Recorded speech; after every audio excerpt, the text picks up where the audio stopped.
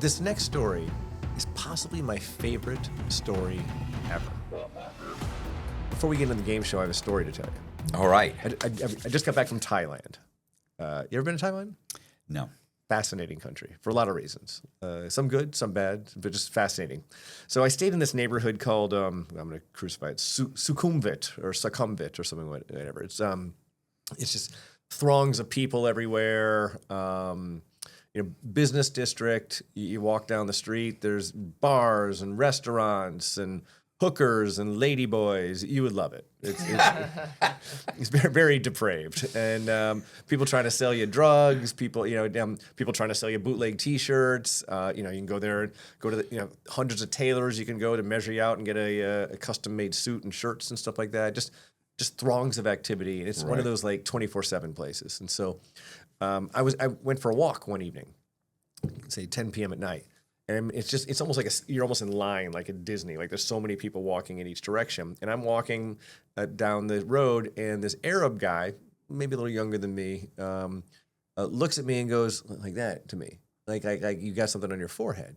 And I stop, and there's nothing on my forehead. And he stops in front of me, and I go, I'm sorry, what? What are you saying? And he goes, I can help you with that.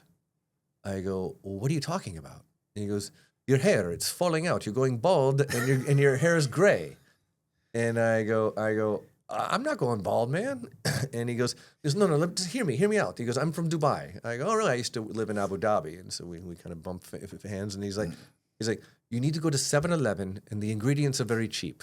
You need coconut oil and blah, blah, blah, and blah, blah, blah, and blah, blah, blah, and blah, blah, blah. I can't understand what he's saying. It's loud, and he's got an accent. And I go, all right, man, thanks. And I go, I don't think I have an issue, but thanks. And he's like, say it back to me. And I go, coconut oil, blah, blah, blah, blah. Yeah, I go, I heard coconut oil. And he goes, no, it's coconut oil, blah, blah, blah, blah, blah. And I go, listen, dude, let me interrupt you. I go, and he goes, no, look at this. You need to look at this. He pulls his cell phone out, and he shows me a picture of him with like splotchy, bald head that he had. And he goes, I did this, and my hair grew back. And he goes, and he had a beautiful head of black hair. And I go, oh, that's great, man. But listen, I'm not going bald. I'm not sure why you got that impression. I've had this kind of dumb high forehead since I was a kid. And I go, and I don't really care about my gray hair. I'm 55 years old. It's just kind of age appropriate for me. But nice meeting you. And he goes, well, okay, my friend, bye-bye. And so we go walking. And so I'm continuing to walk, and it's just sticking with me. I'm like, what the hell was that? And then So about 10 minutes later, I'm on a street I call it 11th Street. It's Soy 11, a lot of bars and restaurants and stuff there. And I walk past an Arab guy, and he walks up to me, a different Arab guy, and goes, your hair, I can help you with that. So what is it? I'm assuming that... It's some kind of a scam? I'm assuming that he is going to be trying to sell me some elixir. Right. Like, if you do not want to go to 7-Eleven, my friend, I have some right here in my bag or whatever. I think that's probably where it was going. Right. And but there was this, I guess, a team of like Arab guys out in the neighborhood walking up to like old white guys like me, like I can help you. I can help you with this. Yeah, I see you have a problem. And so I'm thinking Colby. Yes. Yes. I have a solution for your issue, buddy.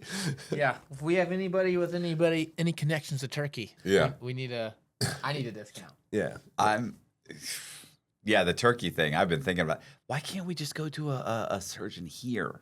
We can. It's just expensive. This is 5 times the cost. That's the thing. With healthcare you can get in Bangkok and Istanbul, which is why Colby brought up Turkey. He's smart enough to know that Bangkok's in Thailand and Turkey's not. Because then in Turkey they do the hair implants. They're huge. They're huge for it. Yeah. And so and it's super cheap for like $3,000, and you get the trip. You come back, the hotel, like they pick you up. It's like a whole resort experience. Right. Bangkok offers similar things. I haven't seen the hair thing in Bangkok. It seems to be Istanbul's cornering the market on that. How long is that trip? I don't know. We'd have to ask Boziak. Or ask Tom. Tom, where'd you just go? I went to Bangkok, but I wasn't doing a hair thing. Right. Close enough. How long is the trip to Turkey? Less. I mean, because that's sort of Europe. I've been to Turkey. Is it 10 hours? It's like 10-hour flight? Like on Italy or whatever. It's like 8-10 hours. You remember that Bill Gates guy we had come on who had a hair transplant in Minnesota? Yeah, he was amazing. Yeah, he was amazing. And plus, here's the thing. Listen to this. Remember my buddy I told you about that got us in the restaurant, that got us getting us all these things. Mm-hmm. He went to get his hair done. Okay. And the guy was like 15 grand. This is in Vegas. He goes 15 grand. And he goes, okay, that's cool. And he gives him, I think he gave him like a deposit or something. And then he said, as it came close to the time, he called him up and he was like a week or so away. He said, listen, man, come on, what are you doing? He's like, I've been thinking about this. I've looked around. I'm not paying 15 grand. Yeah. And so the guy's like, and you have a certain period of time you can drop out with and get your money back. Yeah. And the guy goes down to, I think like 11,000. And then he comes back, and just before he's about to go do it, he got him down to like 9,000. He's like, listen, I'm really thinking about just not doing this. Yeah. I mean, it's a lot of money. It's this, it's that, it's this. He said, what if I gave you cash? What if and the guy he's like, what's your rock bottom? He's like, give me $9,000. And he got it for like 9 grand. So what if we went in together? It's a little weird going in for surgery at a place that's dealing like a gypsy at a swap meet. I know. You know who did this? My ex-wife did this when she got LASIK. And I was like, what are you doing? It's your eyes. Like, what are you doing? This is your eyes. And she's like, that's too much. I'm like, too much? It's your eyes. I don't want to be. But let's face it, these guys are, especially, this is the thing about the U.S., at least they're concerned about being sued. Yeah. That's my whole thing with Turkey. Like, they're not worried about being sued in Turkey. Right. You're coming back here. It's like, oh, I'm going to sue you. Fuck off. They're worried about reputation, but yeah. Yeah. So, I don't know. What do you think? Let's. Yeah, the guys in America are more conservative. They're like, oh, we just want to do this. We want to do like a little bit. I'm like, I need the. I need the bald spot in the back of my head gone, or I'm just gonna surgery. Yeah. Well, not even one surgery, but they're like, well, we need to conserve. I'm like, I don't know. This sounds so painful. But I would assume it's like. I'm sorry. Go ahead. I was just gonna say I would assume the one in Minnesota is going to be like 18 to 20 grand compared to like 3 or 4. That's for me though. I need a bunch. Are they like taking hair off your back and implanting it on your head, or see how mean? No, mean spirited. No, I don't know. I don't know. They used to cut a strip out. Yeah. And now what they do is they actually go in and they take out individual throughout wherever your graft area is, the thickest part. So for Colby, it'd be back here and on the sides. They go in and they take out the individual ones and replant them. And that's all I need is this thickened up. That's it. And so are they taking your existing hair and replanting it it's into basically your bald areas? Yeah, you have a certain amount of grafts that in your donor area that can last. You know what I mean? A massive amount of grafts. Like you can take the amount of material back here. You could take this. You could be completely bald and you could refill your whole hair. Yeah. Some of these guys, look at Elon Musk. If you look at him from 15 years ago, he's going bald. He's balding. Yeah. Now he's got a full head of hair. There's Tosh 2.0. There's tons of these actors. I don't think there's any stigma associated with it. I'm not against it. It's just, like I said, it's assumed it was more painful than it was. It's not. It's like I said, you feel a little bruised for a couple days, and that's it. Here's the problem. When I did it, they took the strip out, so it's like a size of like a popsicle stick in the back of your head, and they pull it together and they stitch it up. Oh my goodness. That's a little painful because you're trying to sleep on your head. So you're sleeping on the side, you're doing this, and that's a straight cut. That's a wound. But they don't do that anymore. Serious question. Does it have to be your own hair, or could I donate my hair to you the way I donated a kidney to someone once? No, you did not. Yeah, you donated a kidney? It's weird you say that because I just saw that yesterday. Did you post about it recently? I did. Okay, because it showed up on my feed. Yeah. Who did you donate a kidney to? She was a stranger at the time, and she needed a kidney, and I donated a kidney to her. How does that happen? What is that story? You want to go through it? Yeah, that's. All right, we'll start the game show in a minute. Yeah. All right, so I'm trying not to cry. In 2007... Oh, I like this. In 2007, I read an article. I used to read a magazine called Reason Magazine. You ever heard of Reason Magazine? It's a really smart magazine about... Cuts me out. No. It's a good magazine. It's a libertarian magazine, kind of discussing public policy, but from a libertarian perspective. And it's just really smart. And a woman who is the editor-in-chief is named Virginia Postrel for Reason Magazine. And when she left Reason, she started writing independently for Wall Street Journal, and I think she was writing for the Dallas newspaper, whatever that was at the time. And she wrote an article called "Here's Looking at You, Kidney," about her experience donating a kidney to a woman that she kind of knew named Sally Sattel. And it kind of walked through the whole process and explained and kind of demystified the kidney donation process. And I read it, and basically the theme of it was that when people are like, I can't donate a kidney. What happens if my kidney goes bad? But that when kidneys go bad, they always go bad in pairs. Okay. Right. So you're not going to have just one. It's not like, oh my God. The only thing, it would be blunt force trauma would be the only reason why you would need 2 kidneys. Your one kidney can do the work of 2 kidneys perfectly well. Okay. And so it's one of these things in sort of the world of economics where the donation of a living donor kidney from one person to another isn't a tremendous cost to the donor, right? You have a surgery, they take your kidney out, they put it in someone else. You heal just fine, but you change the life significantly of someone who is dying from kidney disease. Right. Right. So it's not like I give you $1 and I'm $1 poorer and you're $1 richer. I give you a kidney and I'm fine a week or 2 later and your life has changed indefinitely. Right. Okay. So that was intriguing to me. And so I kind of made the decision that this is something I'd like to do. I'd like to be able to donate a kidney to someone. And but I didn't know anyone who needed a kidney. And so, I'm assuming there's a list. Well, there is here. So what you could do, and what I did is I went to Northwestern Hospital in Chicago, and I signed up to be a non-directed donor, meaning I'm willing to give my kidney, just pick someone on the list. I don't give a shit who it is. And so I began the process. There's a ton of medical screening that you got to do, and psychological screening and stuff like that. They're not just going to take some guy's kidney off the street. It's not like donating blood. And during that process, I found a website called matchingdonors.com. And what it is, it's almost like a dating site, but for people out there who need to get a kidney transplant or liver, but mostly kidneys, we'll kind of put their profile up there, and then people like me who want to donate a kidney can kind of look through them all and say, oh, this person looks nice. Right. And in that process, I found a woman named Brenda Lagrimas, and she lived in Chicago, a Filipina American. 5 years younger than me, and she worked as a victim advocate for the local prosecutor's office, kind of shepherding domestic violence victims and sexual abuse victims through the court system because she's their point of contact. Right. But she's working for the prosecutor's office, and that intrigued me a lot. And she seemed like a nice person, and so I sent her an email through the website and said, "Hey, listen, my name's Tom Simon. I'm an FBI agent here in Chicago. I saw your posting on Matching Donors. I just want to know if you wanted to talk. I'd be curious to find out what your situation is, give me a call." And so she calls me, and I said, "Brenda, listen, I read your profile. You seem like a nice person. I don't want this to be like the most important job interview of your life." Mm-hmm. I go, "If you need a kidney, I'm happy to do it for you. But I guess I'd just like to know who you are just for my own sake." And so we talked for a long time, and she seemed like a nice person. And then one thing leads to another, and next thing you know, we're in the hospital, and they took my kidney out and put it in her. And she got off dialysis. And go ahead and ask any questions. I was going to say, why were her kidneys failing? Different people have different health problems. Some people whose kidneys are failing is because they have type 2 diabetes. She did not.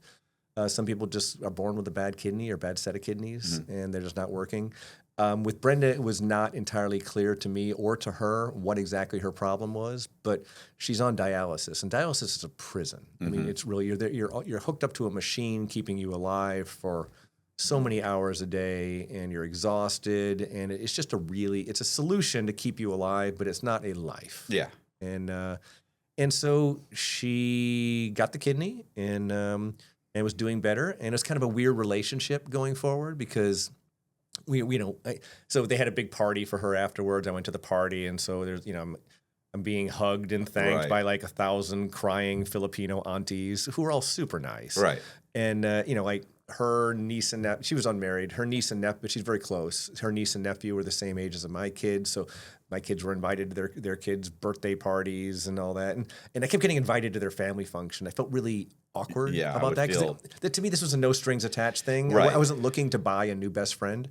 And at some point I had to tell her that. I said, "Listen, it's not that I don't love you and love your family and all that. I'm just not that kind of social animal when you guys, and we would go grab lunch and she would insist on paying, and I knew what I made and I knew she made considerably less. But the imbalance in the gratitude was just sort of tough to maintain a very close friendship. Yeah. And so I said, listen, this was really a no strings attached thing. I love you guys, love your family and all that, but don't feel the need. And I'm just not that kind of a social animal where I'm really going to want to go to every family picnic and stuff like that. I wasn't looking. I had my own family. Yeah. And it gets. I'm sure it's just extremely awkward. So It's too much. Yeah. Well, no. It's awkward for me. It's just because of who I am. And the thing you got to make peace with when you donate a kidney is that it really does have to be no strings attached. You don't get to at that point look over their shoulder and say, "Really, you need to have a second Pepsi today?" Right. Or I didn't donate a kidney for you to be gaining weight. I couldn't help but notice I saw you riding a bike without a helmet, and so you've given it away. It's not yours anymore. You don't get it back. And so this was in the relatively early days of the internet, where the idea of meeting a stranger on the internet it was a thing, and because I was a relatively high-profile FBI agent, it became a big local news story in Chicago that FBI agent donates kidney to a woman he never met that he met on the internet. The idea of meeting anyone on the internet was just so weird in 2007. And so we did a lot of articles and talking about it, and which was nice because we heard from other people who were inspired to donate and become living donors as a result of that. Glamour magazine did a special on me in their Men We Love issue and stuff like that. So it was. I mean, it played to all my my worst instincts and making me seem like some kind of hero or something like that. But I kept the message on the idea that to demystify kidney donation, just like Virginia Postrel did in that article that inspired me, explaining that it wasn't that big of a deal. I was on the road running again a mile after, a couple miles a day after the surgery.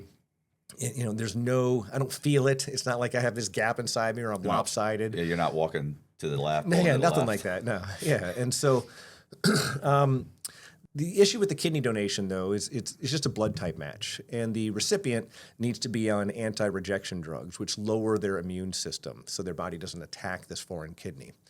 And it depends on the recipient and the donor and how close they are genetically. And Brenda and I have no closeness genetically. And so my kidney lasted about 9 years in her before it conked out. Oh. That's okay. What happened with her? She get another kidney? She died last week. Oh, Jesus. Yeah. So it's been a rough week for me. Oh, this is bad. I'm sorry, man. This is all I bad. didn't mean to bring the show down. But, no. But so it's been on my mind a lot lately, which is why I did a video to sort of eulogizing her, which Colby saw. I did not see the video. I didn't know That's that. no big deal. And but yeah. So can I ask you a question? Yeah. To try and go in a different direction. What did your wife say when you said, "Listen, I want to do this"? Was she like, "Are you crazy?" She said, "I'm never going away for another 3-day weekend again and leaving you alone with the internet." But I sat down and sort of explained to her the logic and all this, and what if one of our kids needs a kidney? I said, well, then you can donate a kidney to them, or and we have no history of kidney disease on either side of our family, so the odds that our kids are going to miraculously need a kidney and we're going to be the ones who have to give it up to them seem pretty slim, and it didn't seem like a good reason to not step up and do it to me. And she bought into it. I convinced her. Are there? Do they usually last like a certain period of time? Do some of them just boom? They just go. Some reject immediately. Some last for 20 years or lifetime. Some last for a decade, 9 years, for a non-blood type match. I'm O negative blood type, so I'm a universal donor. Right. And I don't know. And to me, it wasn't something where again, I don't get it back. All you can do as the donor is as much as you can. Yeah. How painful was it for you? Not painful at all. None? I mean, it's a abdominal incision. I mean, if you've ever had your appendix out or something like that, your abdomen's. I mean, you're asleep for the surgery, obviously, yeah. And then you wake up and your abdomen's tender and your pants don't fit exactly right, and your belt kind of digs into your belly a little bit, and then every couple days your body heals, and then a couple weeks later you kind of forget it happened. Is there an issue with? Well, I mean, you have probably government some kind of health insurance. Is it an issue for health insurance? It's interesting. There's the recipient's insurance covers everything. Right. What about you getting health insurance? From then on, do you say, hey, does You getting no. your future health insurance it's a fair know question. that he has one kidney. This could be is that an issue? No, it's not. health-wise? It's not regarded as a pre-existing condition. Okay. And life insurance doesn't even discriminate against you for writing life policies. You know, I just always assumed it was like a huge thing. It's a huge thing for the recipient, right? For you know what laparoscopic surgery is? It's where they open tiny incision, then they put a camera in you, and they're kind of doing all the work inside your body on video, basically. So the donor can give up their kidney laparoscopically, and I have a scar about that big, just big enough to actually slide a kidney out. Installing the kidney in Brenda or any recipient requires sort of an incision that goes from like belly button to the small of the back, because installing it's a big deal. Whoa. So her surgery was way more serious than mine. And she was in the hospital for much longer than I was after the actual donation. One little fun fact is that they make the recipient's surgery, the donor's surgery is first. And but they can't start my surgery until the recipient's there at the hospital sitting in the waiting room, because they don't want her to die in an auto accident on her way there. And then they take my kidney out and they're like, all right, we'll just put this in the igloo cooler and wait for Brenda to arrive. And yeah. What do you think? I think it's good. All right, we good? Yeah, we can continue on. Yeah. All right. Sorry, I didn't finish the reel, so I didn't know the ending of the story. Yeah, I look at Colby. Spoiler alert. Yeah. Oh, yeah, I'm sorry about that. Yeah, no, I mean, it's one of those things. I mean, listen, I can rationalize the whole thing by saying I gave her 9 years. Give her a good 9 years, yeah. Let's play a game show. Okay. All right? Let's have some fun. So we have this game show that you and I play every single month, and most of your viewers probably know how it works, but I know you've been adding a ton of viewers every month, and congratulations for that. It's all me. Right. Well, welcome to the new people from the Matt Cox family. Yeah. I tell Colby I might tell him my secret here. He's the wind beneath our wings. We do this game show usually once a month or so, where I come visit you here, and I come all the way here from Jacksonville to Tampa, where you record. 4 hours? 3. Depends on traffic. Between 3 and 4. Yeah, and I have my own expense. Hotel's not covered or anything. It's sort of you don't understand the con man Mark relationship. That's the problem. Well, I happen to enjoy it. It feeds my ego. It raises my profile. What I do is I bring 12 stories, crime stories that I can usually tell in 2 or 3 minutes, and from the FBI. Some are cases that I investigated. Others are cases that other FBI agents investigate. And I walk you through the entire story. I explain the crime. I explain the investigation. I explain how they got caught. I explain the conviction, and then we get to the sentencing, and you, Matt Cox, need to guess what the sentence was given out to this very real true crime story. And if you get it right within a 25% variance, and this is the source of great controversy for those of you who've watched the show before, then you get a point. And the idea is that you're going to get more than 50% of them right. You understand? Yes. Okay, should we launch right into the first one? Yes. This is a case that I investigated. I don't know how to start with this one. All right, so I was an FBI special agent for 26 years. 7 of those years I was in Honolulu, Hawaii. Good place to be. And I worked investment frauds for the most part, Ponzi schemes and things like that. And I liked partnering up with, there's an agency in Hawaii called the DCCA, the Department of Commerce and Consumer Affairs, but they had a division called the Securities Enforcement Branch, which is basically a state version of the SEC. They investigated securities frauds in the state of Hawaii. And they had a lot of really young, really smart investigators there who had no criminal authority whatsoever.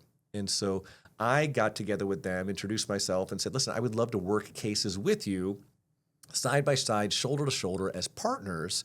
And then you can bring whatever regulatory act you want. At the end, I'll bring whatever criminal stuff we can do. And we're going to make a lot of cases. Right. And so they set me up with an office there. And so I kind of shared my time between the FBI office and the DCCA office. And they loved working with me because they finally had some muscle behind their investigations. I like working with them because I enjoy working with kind of young, hungry, eager investigators. So I partnered with a guy named Kurt Hasagawa who brings me a case. He says, listen, we got a bunch of people who invested money in a real estate development on the north shore of Oahu. You ever been to Hawaii? Yes. Where would you go? Maui. Okay, yeah. Probably, did you fly directly into Maui or did you go through Honolulu? I think we went through Honolulu. Okay, but you didn't spend a night there or anything like that? The North Shore of Oahu is very undeveloped. It's sort of very pristine and beautiful. It's what a lot of people think of with Hawaii. The South Side is where Waikiki is with all the kind of hotels and restaurants and stuff. But the North Shore is lovely. And it's just very different. It's pristine, undeveloped, but the problem is the people who live there don't always have the infrastructure, the hospitals, the schools, some of the roads aren't even properly paved there. And so there's a fellow by the name of Mitz Okura. Mitz was like short for like, it was like Clarence Okura, but everyone called him Mitz. His middle name was like Mitsubishi or something like that, Japanese American. He presented people with an opportunity to make some money by investing in a giant real estate development he said he was doing on the north end of Oahu. He said there was going to be schools and hospitals and housing. He called it the Ko'oloa Loa Project. And he created a nice website and these glossy brochures, like with like mock-ups of what it was going to look like, this town that he was going to be building.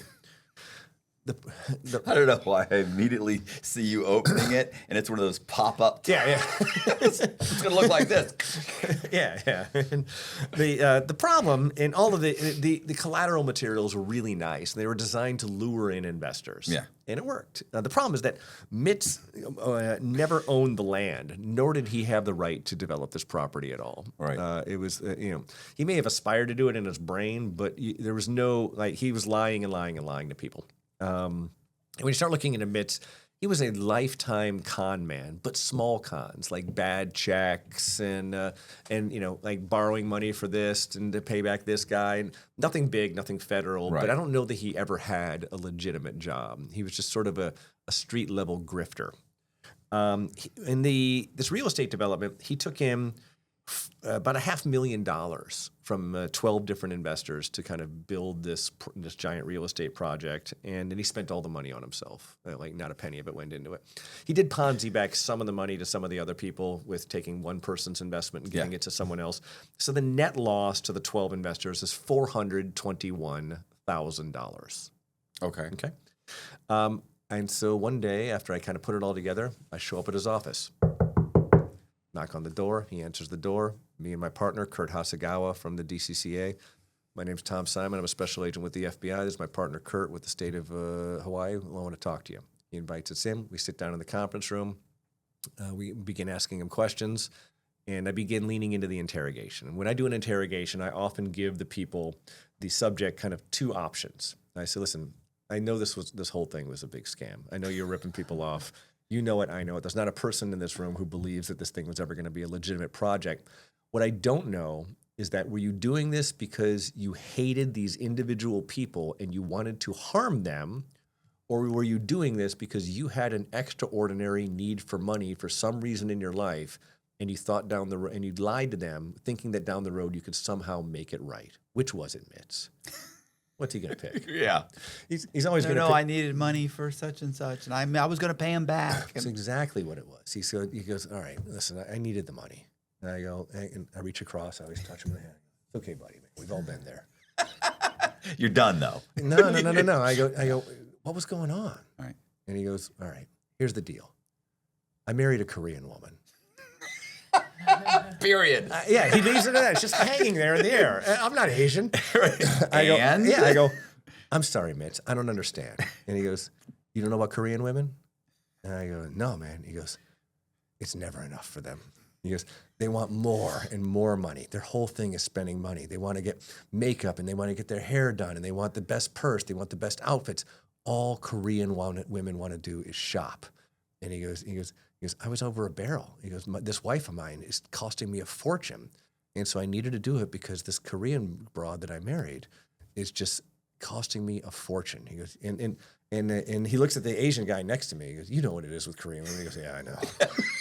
I had never heard this stereotype in my life. And I reach across and I go, buddy, I get it. I had no idea. I'm so sorry. And then we kind of walk through the whole thing, write out the confession for him. He turn around. We go through it together. He makes a couple edits, signs the confession. And he goes, what happens now? And I go, I'll be in touch. And so took it back to the prosecutor. We ended up indicting him, and we allowed him to surrender because he's a broken man at this point. And he pleads guilty. The judge made it known that, listen, you've never had a job in your life. You're a lifelong con man. Right. And so what did the judge give Mitz Okura? Again, 12 victims, $421,000, exacerbated by the fact that he's a lifelong con man, mitigated by the fact that he has a Korean woman. So there was an upward departure, but there was also a downward departure. Right. Yeah. It was kind of evened out. Yeah. I'm thinking, what? So you're saying career? I mean, do you know if his? I don't know where it fell in his criminal history. It was nothing big, nothing federal, nothing major. I'm assuming he was in criminal history category 2. But again, this is a guy who's never had a legitimate job. He's just a hustler. Yeah. There's a lot of like, hey, I'd like to let me borrow money from you. I'll get you paid back next week. I'll pay you double. And then he doesn't pay people back. So it's not like sophisticated cons. But this was sophisticated. Yeah, This was definitely... This was the biggest score he ever had in a kind of sophisticated, something you would describe as a scheme to defraud, as opposed to just being kind of a street level deadbeat. It's still, I mean, it's in the federal system, $400,000 is not a lot of money. But he's a dirtbag. Yeah, 12 victims. But again, the Korean wife, man, you're not really considering that. Oh man, see, I know it's gonna be. I feel like it's gonna be higher than I'm thinking. Like I'm not even thinking over 5 years. I'm thinking below 5 years. Give it to me in months. Yeah. So let's say 45 months. 45 months is your guess. Yes. Even though I wanted it in months, I could tell you that is 3.5 years, a little more than 3.5, 3 years, 9 months. All right, so 45 months is your guess? Yes. Moving this thing along, the correct answer, and Colby may need to bring out his calculator, 52 months. Nice. One point for Matt Cox. Nice. Maybe we're going to run the table today. Yeah. Yeah, you know the problem. Like to me, you can steal $500,000 and only go to federal prison for 6 months to a year. You know, you really like on the guidelines. Like if you've never been in trouble before, and you stole $500,000 and it wasn't overly sophisticated, there wasn't a whole bunch of people involved, and it was just kind of like you, and it was embezzlement. Yeah. Like you could do that and only get like a year. Yeah, I think that case has stuck with me a lot because every time for the past 12 years that I meet a Korean woman, I'm like, ooh boy. And the fact that he presented it to me as if it was a perfectly reasonable explanation for committing a massive Ponzi scheme was just it just tickled me. I like the other Asian guys just like, I know, brother. I know. I got a mother-in-law.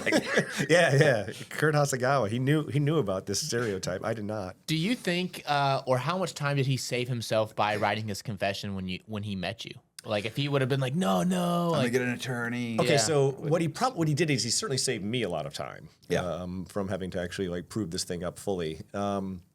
It sealed his fate in as much as we know he's going to have to plead guilty at that point. There's nowhere to go. I didn't have to. There was no like the confession was so solid because he's not in custody. Yeah. And so I didn't even have to Mirandize him. And so I think it gives his attorney some ammunition, Colby, to say that that he deserves the points for acceptance of responsibility, and that listen, when the FBI came, he owned up to this thing. He clearly feels bad about what he did. He's really sorry, as opposed to a guy who says, "F you, I'm not talking. I want to talk to a lawyer." Loses that ability to make that argument that listen, I cooperated fully from day one in this investigation. I feel terrible for what I did, and that resonates with some judges, especially judges who are former prosecutors. Nice, makes sense. Yeah, so this tough guy bullshit, this don't talk to the FBI, maybe you're not, if this case is going to be made, maybe it's best to take your medicine instead of drag. Also, the fact that this thing was expedited by his confession allowed him to do his time, get out, and move on with his life, as opposed to having this hanging over his head for 2 years of court battles and motions to dismiss this and all that. The problem with just cases in general is that every one of them is every one of them is so different. When you can do the whole, this person stole $10 million and they got 2 years. This person stole $10 million and they got 25 years. And you go, that's not fair. You have no idea. Well, that's the basis of our show, right? If this is just a pure formula, it'd be the most boring show in the world. Yeah, there's so many factors. Yeah. All right, let's move on. You ever been to Kansas City? No, I don't think so. It's actually a surprisingly good city. You like flyover country and all this kind of East Coast, West Coast snobbery. Kansas City is a cosmopolitan. Kansas City, Missouri. The Kansas side's a little hillbilly, but the Missouri side, where I spent a lot of time, is really lovely. This is a Kansas City story, is why it popped in my head. I think we got a couple Kansas City stories. I'm not trying to pick on the city; it just turned out that way. My favorite kind of case is embezzlements. I love an embezzlement case. I just think there's something really interesting about how employees can steal from their employers and go undetected. Real quick, my son lives in Kansas. Yeah, what part of Kansas? I don't know. It's not Kansas City. It's a little tiny town. He told me the name of it. It's got like I think it has like some kind of Indian name or something. Everything does. But a lot of nothing there. I had a case where I had to drive a lot from Kansas City to Topeka, and there's a lot of nothing between Kansas City and Topeka. He said there's a lot of nothing just everywhere in the whole place. Yeah. So a guy that he plays pool with and works with, did you see this in the comments? Commented, "Hey man, I play pool with and work with your son." I was like, wow, like that's pretty cool. You know what I'm saying? That is pretty cool. That is neat. So, I was surprised at Topeka. When I went there to go testify before a grand jury, get to the federal building, and everyone there is physically large, like high BMIs. And I thought, well, it's just federal workers. And then I thought, well, it'd be interesting to go into the grand jury and see 30 literally random Americans from this area. Every single one of them was obese. Why do you think that? Why do you think that is? I don't know. I always think of like Samoans, like in Hawaii, and I immediately they're think of physically spam. big. I worked a lot with a lot of Samoans and investigated a lot of Samoans in Hawaii. They're big like NFL players. Yeah. These people are big like they've overeaten. Yeah. And they haven't gotten a whole lot of exercise. Yeah, I don't know what it was about Topeka. It was just sort of interesting. Maybe the weather's kind of crummy, or there's just, the food's really great, and sometimes there's certain factors. Like if you go to like a really poor state, and like lots of people are on opiates, and it's like, why is it? Well, because they're just super poor and there's nothing to do, and this is what they're almost doing for entertainment. Right, but you go down to Miami and everyone's like hard-bodied, with abs and stuff like that. Yeah. I guess they have to wear less clothing there. You think they'd be nicer in Miami because they're all so pretty, but they're not. They're assholes. Every time I go to Miami, there's always somebody cutting you off. Like, you put your blinker on, nobody's letting you in. Yeah, I liked Miami more than you, I think. So a company called A1 Properties in Kansas City. It was a family-owned business that did property management. They employed 52-year-old Jenny Cabral as the office manager. She paid the bills of the company, entered those expenses into the accounting records. That combination of duties of giving someone access to the assets of the company and access to the accounting records is very dangerous. Yeah, in a good company, those duties would be segregated between multiple people. Right? Because if we have one person who can do both, they could steal and then cover it up in the accounting records. And that's exactly what Jenny did. She began electronically transferring money from the company bank account to her own bank account. Pretty unsophisticated, and then covers it up in the accounting records by making false entries. She's able to control her theft and keep the dollar amount low enough over time that no one notices for a good bit of time. 6 years, she was able to continue every now and then transferring money electronically into her bank account. She steals $300,000, but it's over 6 years, so it doesn't really get noticed. And her big purchase over that 6-year period, and Colby, you may have to weigh in on this because I don't know anything about cars, was a 2019 Mazda CX-9. Is that a good car? I don't know. Does that seem like a? I drive a mom van. I have no idea. Yeah, I don't know either. And eventually, her boss stumbles upon an entry in the accounting records that just didn't make sense, and begins kind of digging, and the trail leads to Jenny. And so company calls in the FBI, who looks into Jenny's bank accounts and arrests her on fraud and money laundering charges.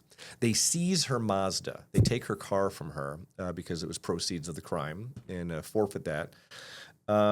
Jenny pleads guilty to this embezzlement, but at her sentencing, the prosecutor informed the judge of something that no one knew, that the agent had discovered, that Jenny had a different embezzlement scheme that she pled guilty to back in 2012. She's a frequent flyer. Back in 2012, she did another embezzlement scheme involving the creation of ghost payrollers at her employer, and she began unauthorized paychecks going to these fake people that she controlled and enjoyed that money. And in that case, she stole $245,000. But this one that she's pleading guilty to is just the $300,000 one. She paid her debt to society on the $245,000 fraud. And so my question for you, Matt Cox, is... It don't really work like that. It's a criminal history point, right? Yeah. Yeah, so how much time is she going to get for this $300,000 theft where she had to give the car back?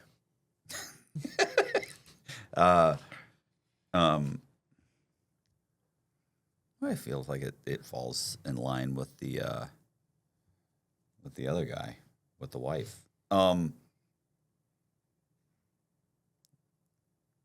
So she's still really just in category 2, right? It is they're going to hit her with sophisticated means. She's not in charge of anybody. Yeah, but a nearly identical crime. I think that sends a message also, as opposed to someone who has a drunk driving arrest that pushes them into a criminal history category 2. This is a woman who, this is not her first rodeo with an embezzlement of this nature. I don't know what they could give her, though. On the guidelines, like, she's not in charge of a bunch of people. Maybe sophisticated means. A position of trust, probably. Maybe they could hit her with that.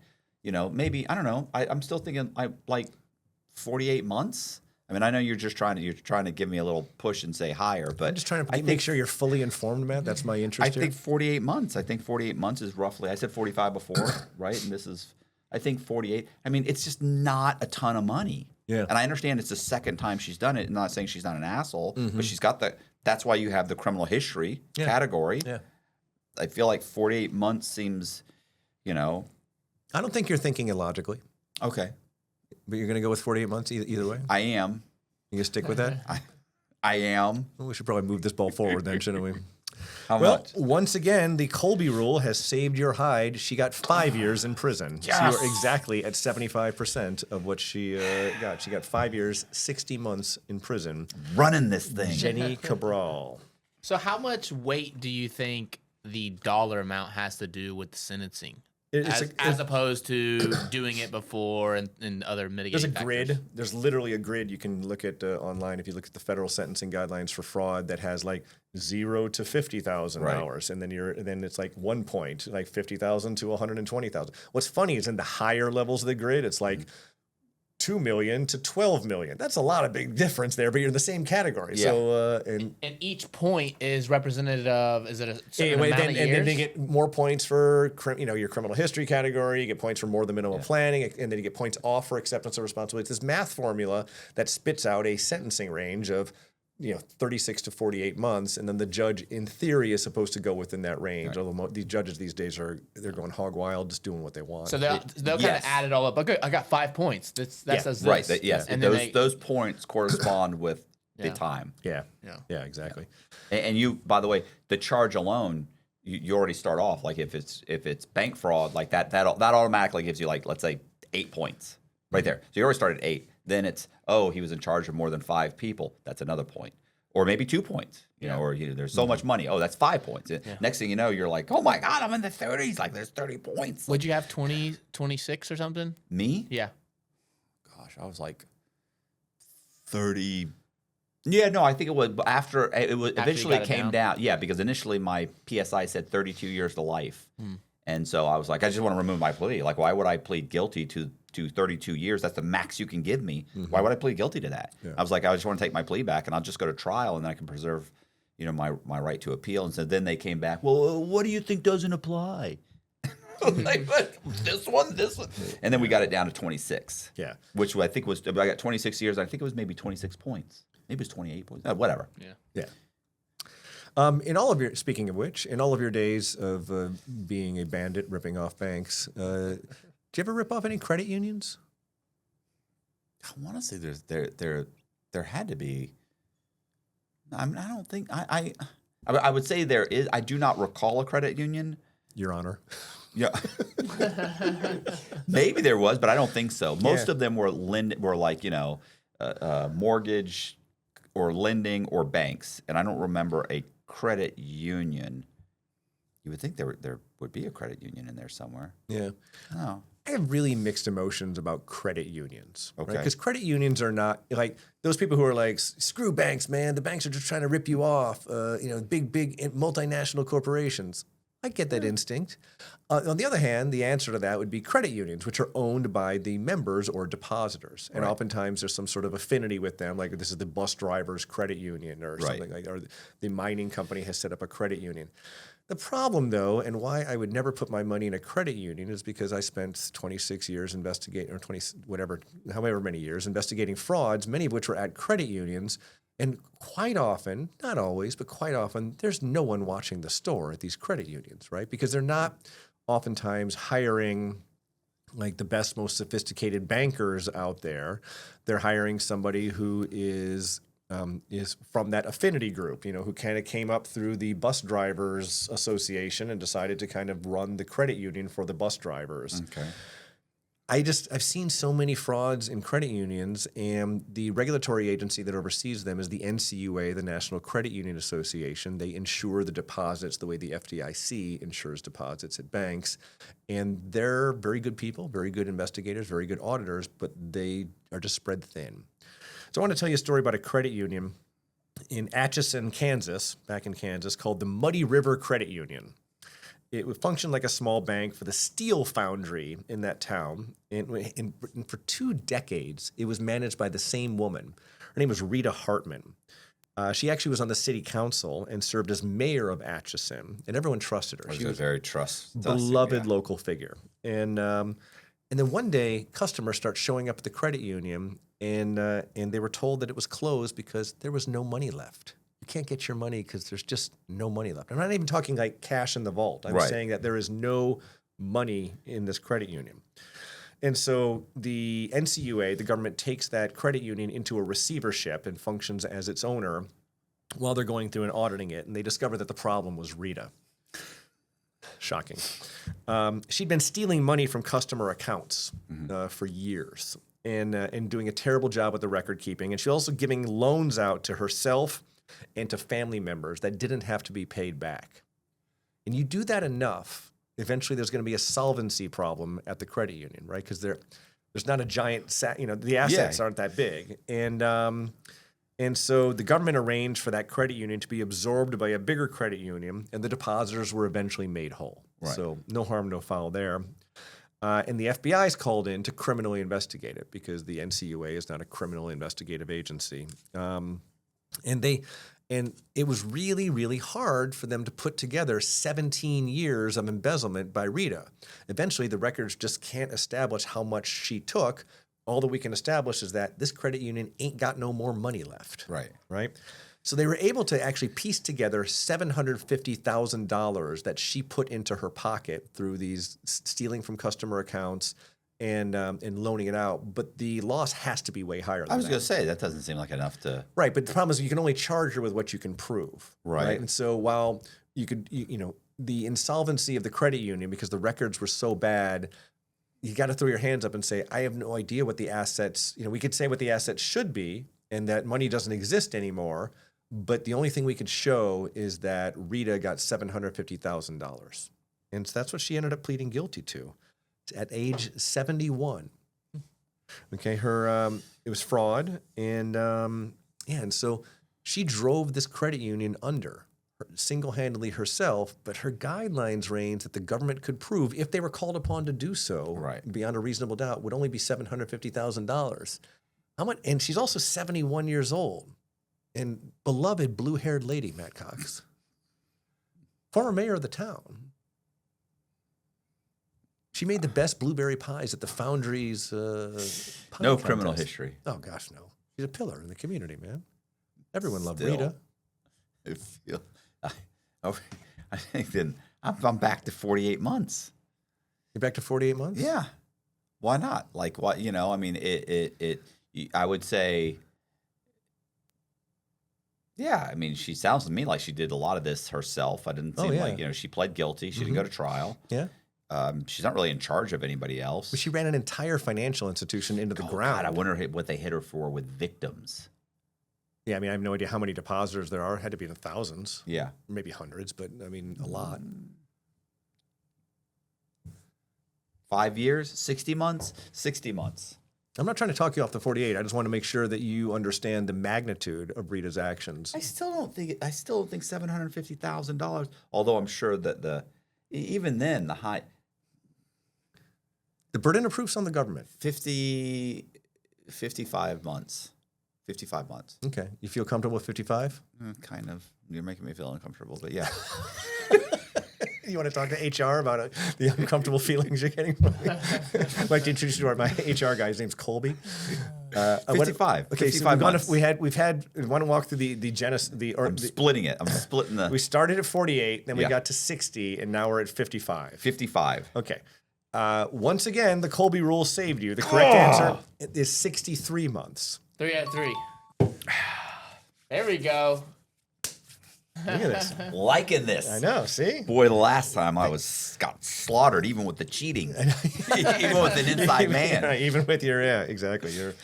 How is your public speaking business going? Because you hold yourself out as a public speaker, and I know you've been getting some bookings. How's it looking? It's good. It's good. Steady? I mean, I had one. When was the last one? It was December. It was in December, right? Yeah, but you had like 3. Yeah. There was a lot. Yeah, I do 1 or 2 a month. I have someone that helps me with my LinkedIn. So since I got my assistant, yes, it's been very good. Good. I mean, 2 a month is good for me. That's great. Yeah. Yeah, that's awesome. And what is your topic? Like, what is your canned speech? I know you'll retrofit it and talk about anything that people want to hear, but what's the off-the-rack speech? What's the title? What's the theme? Just sort of your story? I mean, it's kind of like. Do you have a zippy title that sells it? No, I do have. I have like 4 different speeches. So some of them are kind of like know your enemy. Some of them are. It's more about social engineering. Other ones are about documents. So. So it depends on who I'm talking to. Yeah, right. Right. So if you're talking to a cyber people, they want to know more about social engineering. Like, because that's what most of the cyber crime is. It's not like swordfish. It's not ones and zeros. What was the swordfish where the guy, yeah, I'm writing code. Yeah. And it's like, that's not really what it is. So I talk about more social engineering. Luckily I have such a huge span of fraud. I can tailor each speech and just focus on one area or another. Well, that's awesome. Yeah, well, congratulations. I've been trying to hold myself out as a public speaker as well, and I've gotten a couple good gigs. Yeah.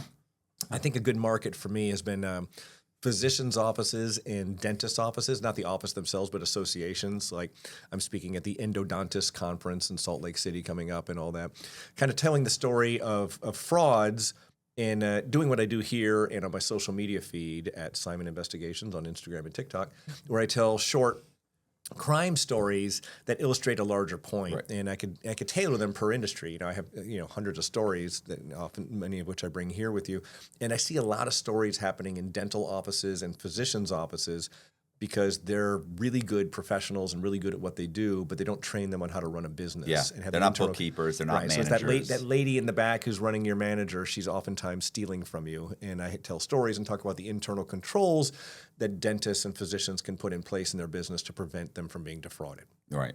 So I want to tell you a dental story.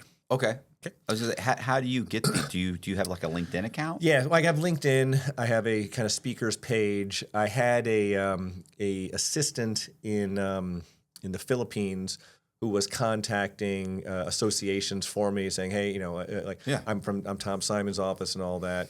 That got some gigs, and then some other gigs will present. Will spin off. Someone's in the audience and say, "We'd love to come speak to our Kansas medical group," and all that. I've now got a agent, Team Osh, who's going to be out there trying to sell me.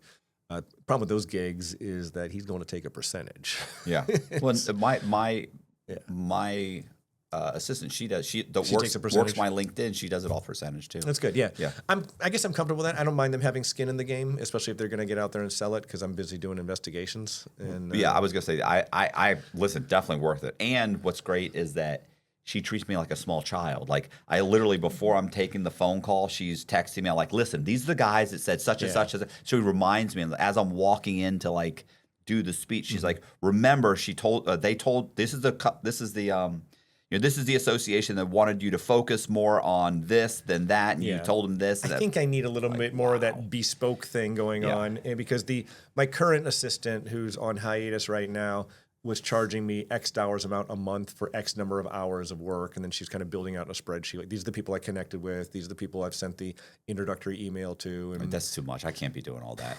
I need so much. I need a text that says, "Hey, are you available on the 17th?" And I'm like, "I am available." Great. I got you this gig for this much Getting money. these public speaking gigs is such a grind. It is. So, and also the fact that you got an agent, that's interesting, because there's a guy, Brett Johnson, who was number one on the Secret Service's most. He and I are both at one point, so which is kind of interesting. And it's funny. We just had a short that went kind of viral, right? It got like 1 million something.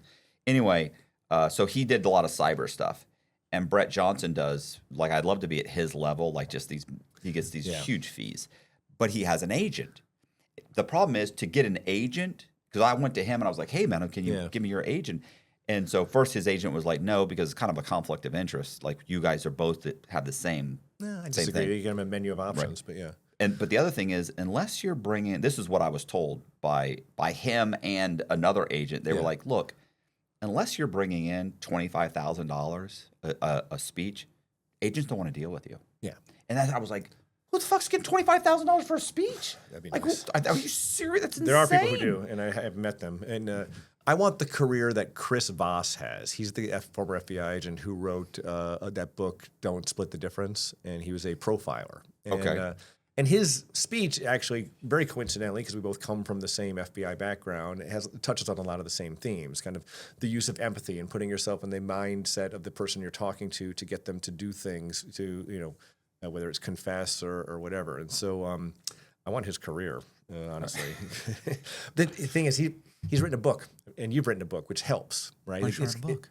Well, I should. I know. I should. I have this pesky day job, though, as an investigator, and I spend a lot of time on the road talking to you. You write an outline, and then you just go, and then once the outline's done, you just write a paragraph a day, two paragraphs. I got to do it. You're right. And 6 months later, you turn around and you go, "Oh my God, Yeah. I got a 250-page book here." Right. Yeah. How'd that sneak up on me? Well, enough career counseling for Tom Simon. Let's talk about a crime. Dr. McDonald was a kindly old dentist in Houston. He had a financial manager. The lady in the back room was really running the back office, Jennifer Thornton. She handled it all. She basically let Dr. McDonald handle the patient care, which was his love. Right. And she's going to take care of the business stuff. Don't worry about it, Doc. I got it. And what the dentist didn't know is that Jen was employing a variety of schemes to steal from his practice. When dental insurance companies would pay the practice through wire transfers, Jen would then electronically move that money to her own personal bank accounts again and again and again. Okay. She then began, and some people, I'm just so naive, pay for their dentist in cash, actually bring in like a stack of cash and hand it to the dentist. You know what happened to that cash? Right into Jen's pocket. Yeah. He's not noticing any of this. No, she's maintaining the book. She's running the business side of the business. Some people would write checks. She would take that check and negotiate it into her own bank account. And just ham-handed embezzlement stuff. This goes on for 18 months, and then Dr. McDonald's like, "I am exhausted. It's time for me to hang it up. I'm going to sell the practice." And before he does that, he needs to do a financial review to find out what the assets are that he's selling, including and so he begins looking through his business records, who's my clients, and he sees some discrepancies that some of these patients that he was doing work for, there's no corresponding deposit for the work that they did from either an insurance company or out of pocket. And he begins putting it together himself, which for a guy who's doesn't really have a head full of numbers was quite a feat. And he figures out that Jen had embezzled $224,000 over an 18-month period. Wow. I know, a lot of money. She's immediately fired, and the dentist calls the local sheriff's department, who loops in the U.S. Secret Service to make this case federal. There's a whole reason why they contacted Secret Service. We don't need to get into that, but they do financial investigations, as you found out the hard way. The agents arrest Jen in Hockley, Texas. And then she did what I would not recommend. She spent 9 months just jerking the government around, threatening to take the case to trial, and, okay, I'll plead guilty, never mind, and just kind of like running the government through the ringer. They love that. Pissing everybody off, right? And answered your question earlier, Colby, on is there a benefit to kind of cooperating and throwing yourself on the sword? The answer is yes. She continues to be a pain in the ass leading up to her sentencing. She even violated the terms of her supervised release after she was charged, but before her sentencing, by bringing her son to Disney World without permission from pretrial services. Again, pissing everybody off. At her sentencing, she gets up there to do her elocution, where she's talking to the judge, and she begs for mercy, claiming that she was just a lowly front desk girl at the practice. And I didn't even understand the finances, and therefore you shouldn't be giving me the sentencing enhancement for abuse of trust. I was just a front desk girl. And you know what the judge said? The judge said, your sentence is, what is it, Matt Cox? And how much was it? $240? $224,000. No indication of a criminal history.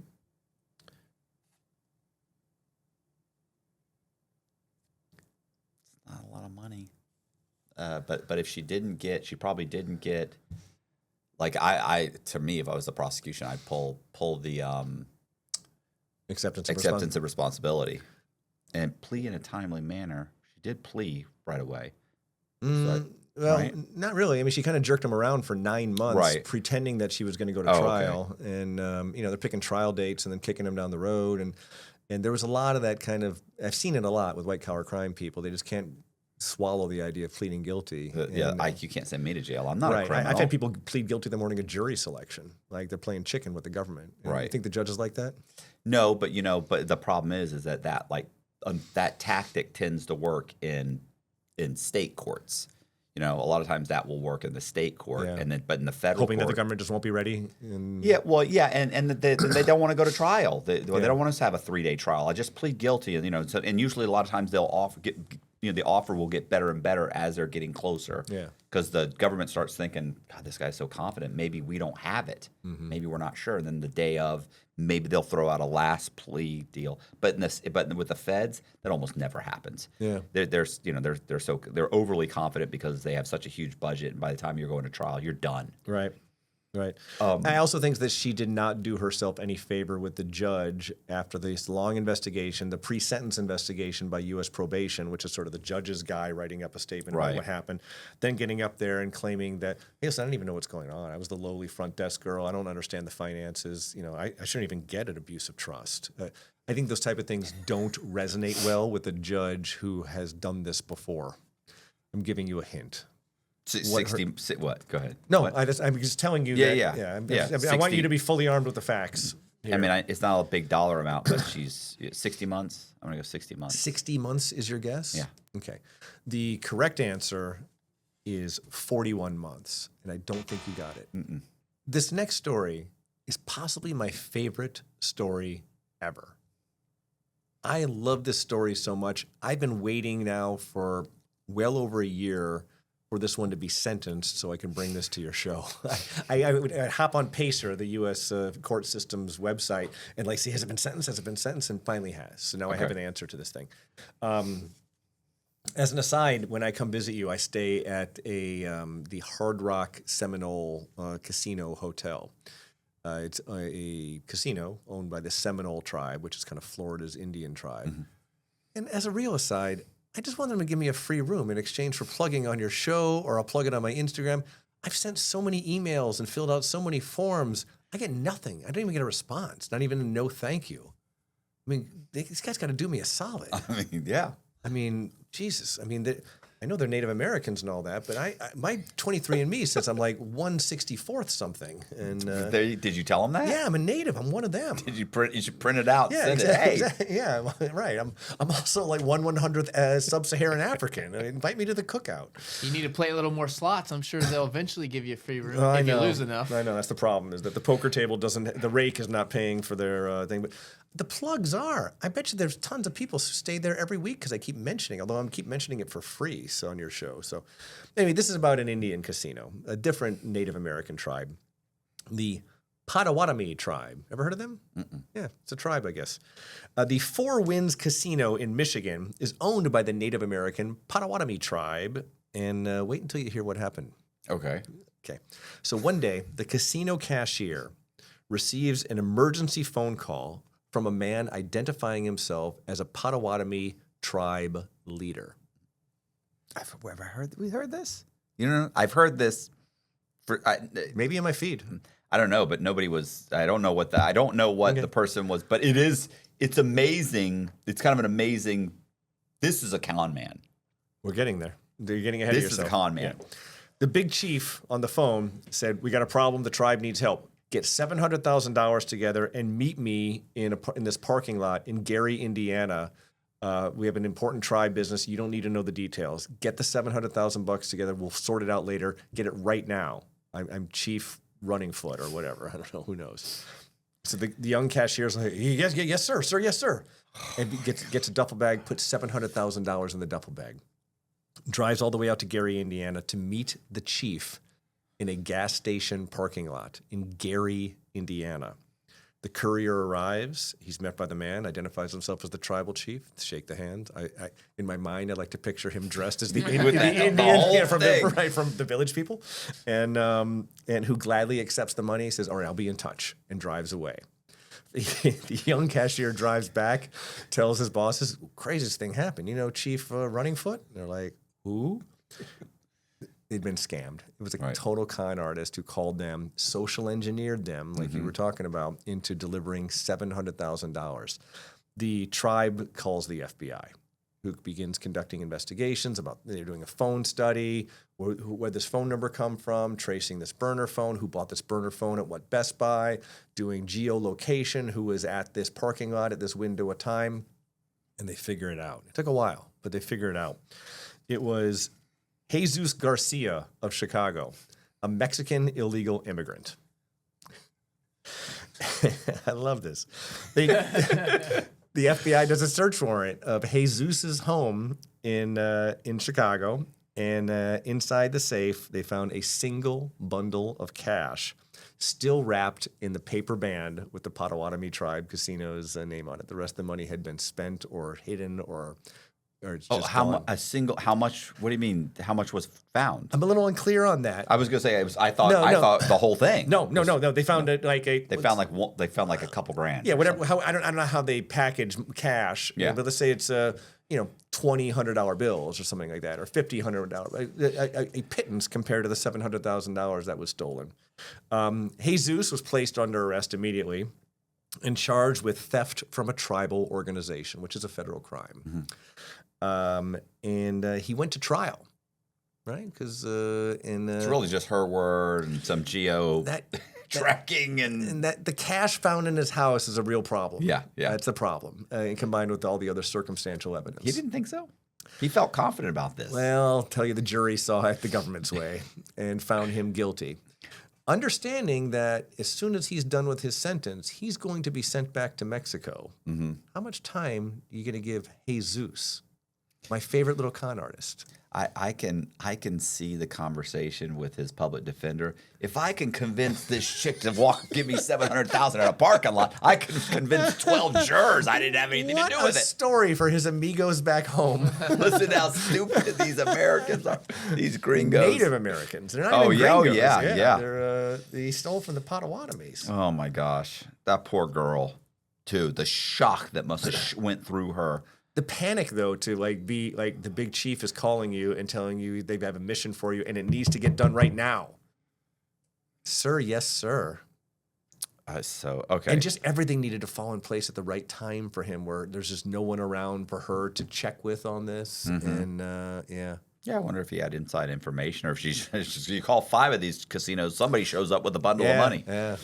How much time are you going to give Jesus? Illegal alien from Mexico, pretended to be a Potawatomi chief, got away with $700,000. 7 years? How much 7 years? Is that 84 months? Yeah, it's 84 months. 84 months. 84 months. Even though I don't think on the guidelines he would deserve that, but I would think he deserved less than that. But I also think... Not a crime of violence, Matt Cox. Yeah.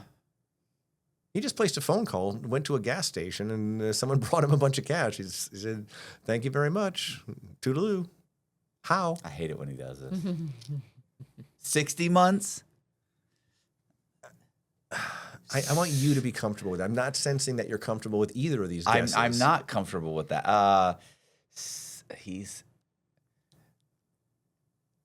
I don't know. I wonder if the being here illegally does anything for it. I don't know if there's an enhancement for being here illegally. Like, and is that a criminal history point, or does he have criminal history? I don't think that is in the guidelines. I've never heard of that being in the guidelines.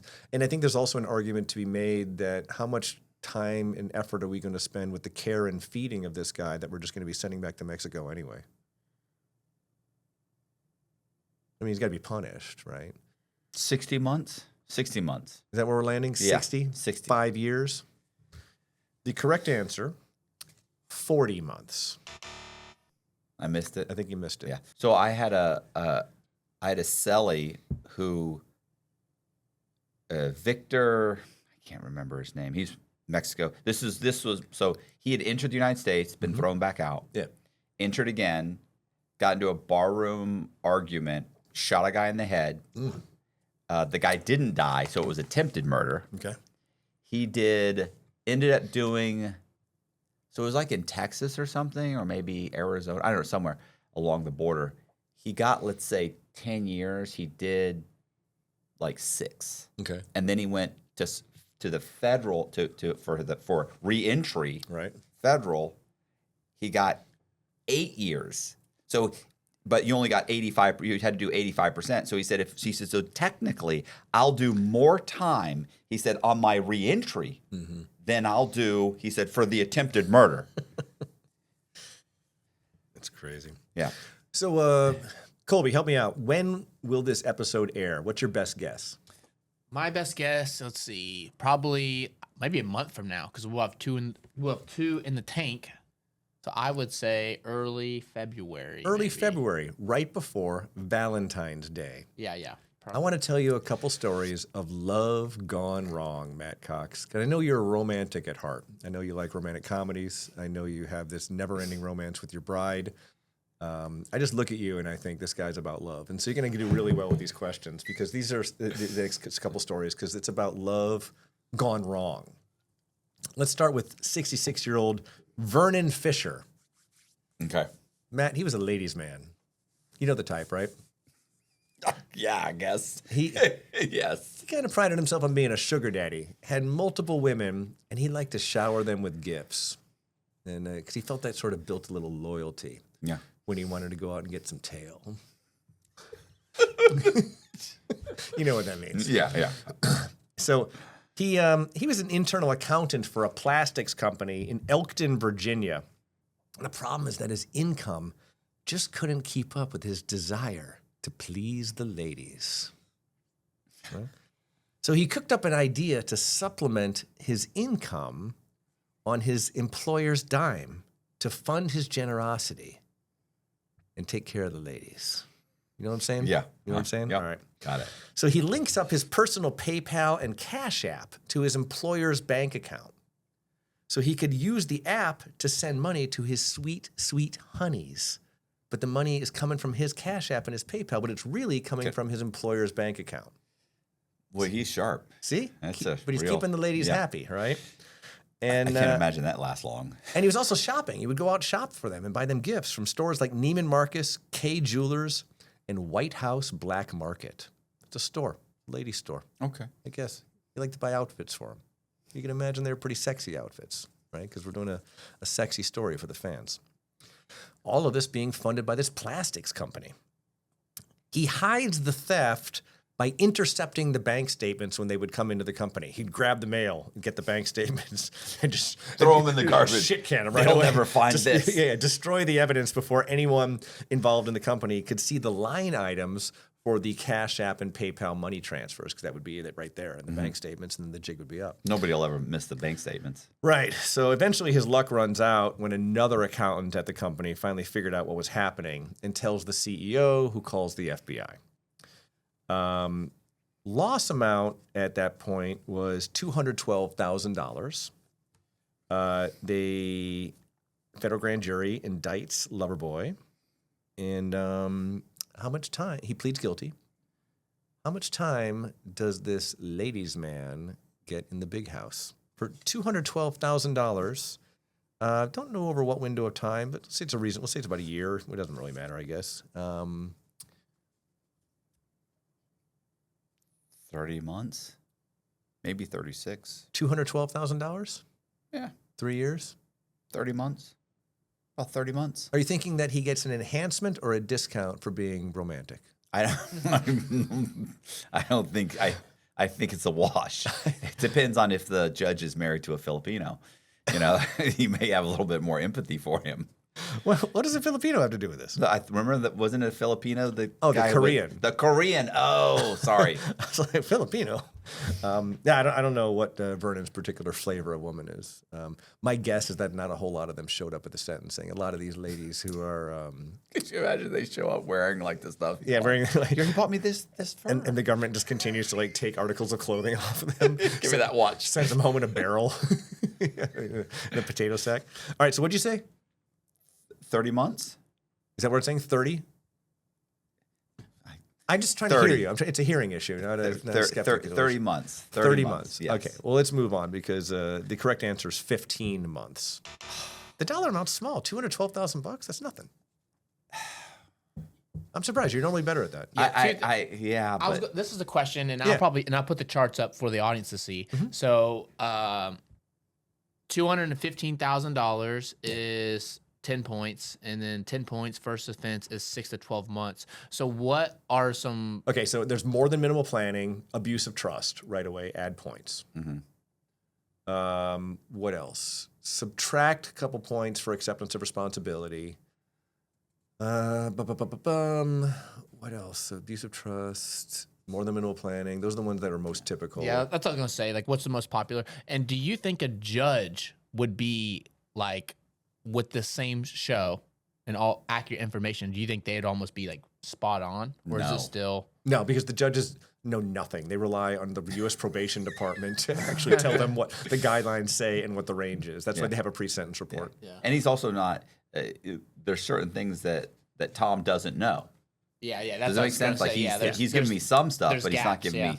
Mm-hmm. Yeah. You know? And also keep in mind, not every case is a fraud case, Colby. A lot of the judges are sitting there hearing drug cases all day long, and then a fraud case may come upon their desk. That's why they rely on probation. It's not because they're stupid. Mm-hmm.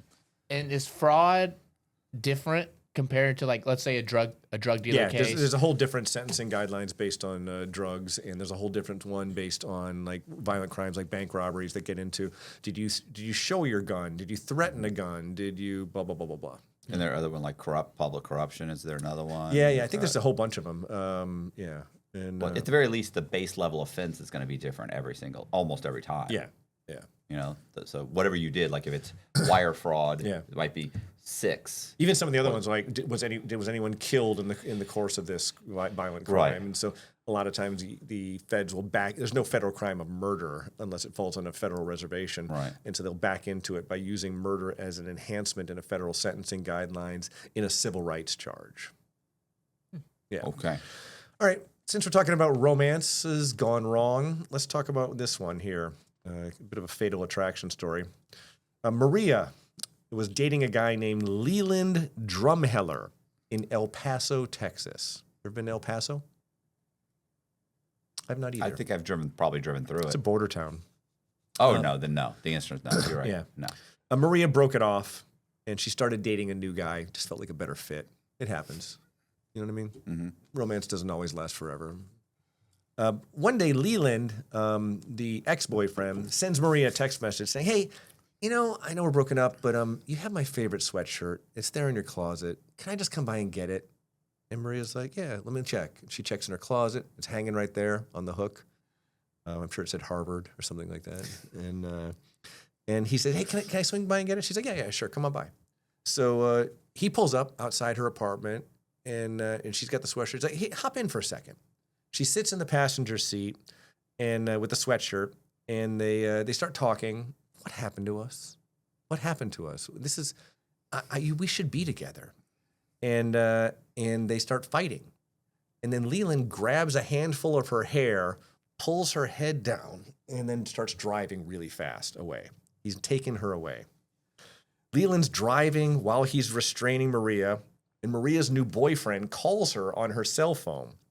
And she's able to answer the phone while they're like struggling in the car. She goes, "Call the cops!" Right. And Leland grabs the phone and throws it out the window of the car. A brand new iPhone, Matt Cox. You know how much those cost? Maria is his captive at this point. He drives 30 minutes north into New Mexico. You know what that means? Across a state line. Okay. Now, a lot of people don't know this, but New Mexico is part of the United States. It's a state. Okay, it's different than old Mexico. Right. Okay, because he's going north. And he stops the car on a dusty desert road. He orders Maria out of the car and makes her drop to her knees, Matt Cox. Imagine the fear. He presses his cell phone against the back of her head, making her think it was a weapon, a firearm. And he says, "If you play me again, it gets worse. If you play me again? If you play me again, it gets worse." That's what he said. I mean, we could ask him what he meant by that, but whatever. It doesn't feel good. And then he tells Maria that I'm going to leave you here, and I will shoot you if you try to follow me. And he gets in his. You gotta follow me. You're in a car. She's a very fast runner. You owe me an iPhone. And he gets in the car and he drives her away, leaving Maria stranded in the middle of the desert in New Mexico. Okay. Maria flags someone down, eventually makes it home, calls the cops. Cops refer it to the FBI because interstate kidnapping, right? FBI arrests Leland, who pleads guilty to federal kidnapping charges. How much is the judge going to give Leland? A man in love. Weird way of showing it. He got his sweatshirt back, though. But remember the iPhone. Mm-hmm.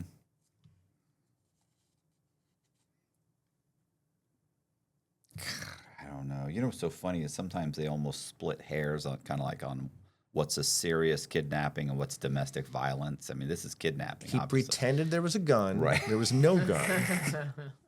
He grabbed her hair. I mean, it got violent. I'm not going to say it didn't get violent. Yeah. No, I understand. And we can laugh about it, but this was a nightmare for Maria, right? Yeah. Let's acknowledge that this guy is a bad guy and she deserves all the sympathy in the world. I knew a guy named Killian who was kidnapping, and I mean serious kidnapping. We're talking about duct tape the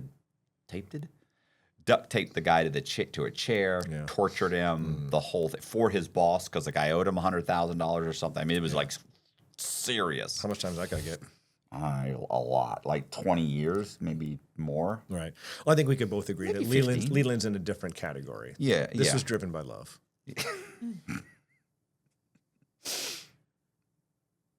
So you meet so few of these guys, and I don't even have an idea. He's not a mobster. Yeah, no, I understand. I'm not saying 15 years, but I'm saying, is it 5? Is it? This is it's not like there was a bunch of planning. No, I feel like this was a crime of passion. Yeah. Like almost an instinctive thing. Had she just walked up to the passenger seat of the window, the driver's side, handed it to him through the window, turned around and walked back to her apartment to continue Netflixing and chilling with her new boyfriend. What do you think, Colby? 72 months. I was thinking to myself, I was thinking like a year. A year? Yeah. Okay, so Colby's at 12 months. What are you at? Jeez, I'm at 72 months. I mean, it is kidnapping. She comes to court and cries and how terrified she is, and I can't sleep at night, and I'm terrified, I'm scared. If you sleep hot at night, you know how disruptive that can be. When you're not resting well, everything else feels harder. Your focus, your mood, even your recovery. GhostBed is here to help you fix that. They've spent decades perfecting how to build a bed that's comfortable, durable, and designed to actually help you rest. Every GhostBed mattress features premier materials, proven cooling technology, and their exclusive ProCore layer, a targeted support system that reinforces the center of the mattress where the body is heaviest. It helps keep your spine aligned and your back supported, so you can wake up ready for anything 2026 throws at you. Each mattress comes with a 101 night sleep trial and a 20 to 25 year warranty, so you can try it risk-free, knowing it's built to last. Shipping is fast and free.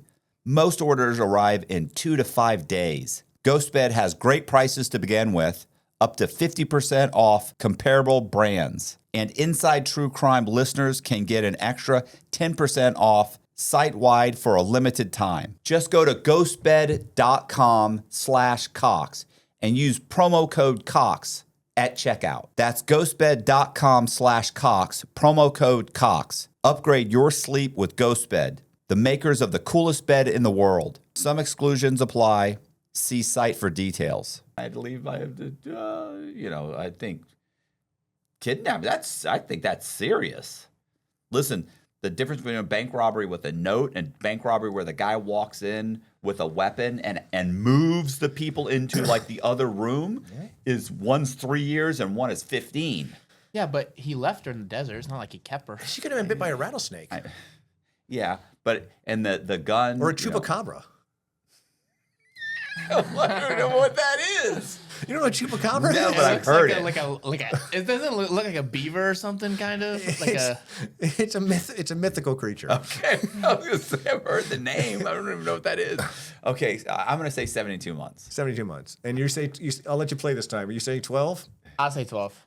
All right, we're gonna split the difference. Leland got 48 months in prison.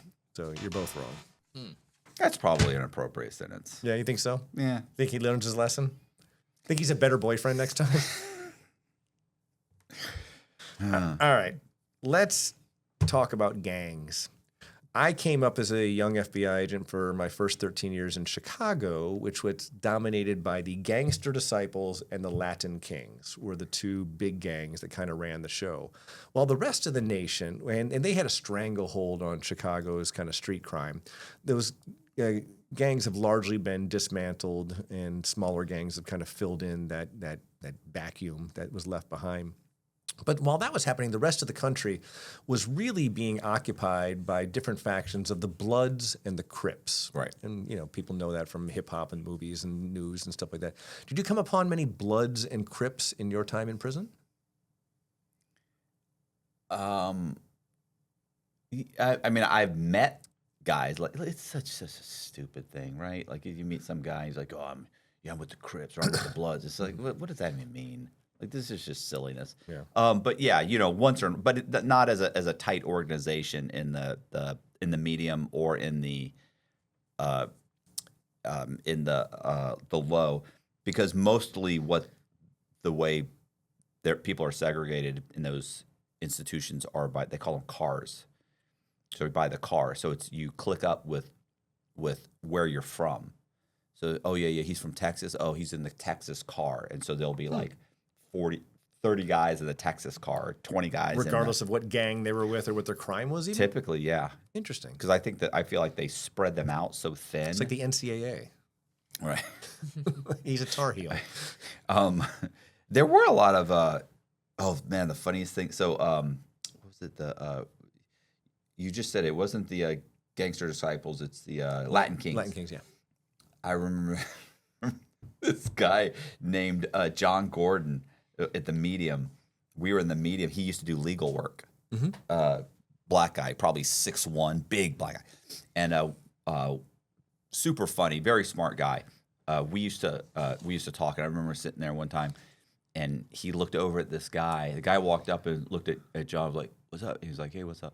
And I knew John was doing his legal work. Mm-hmm.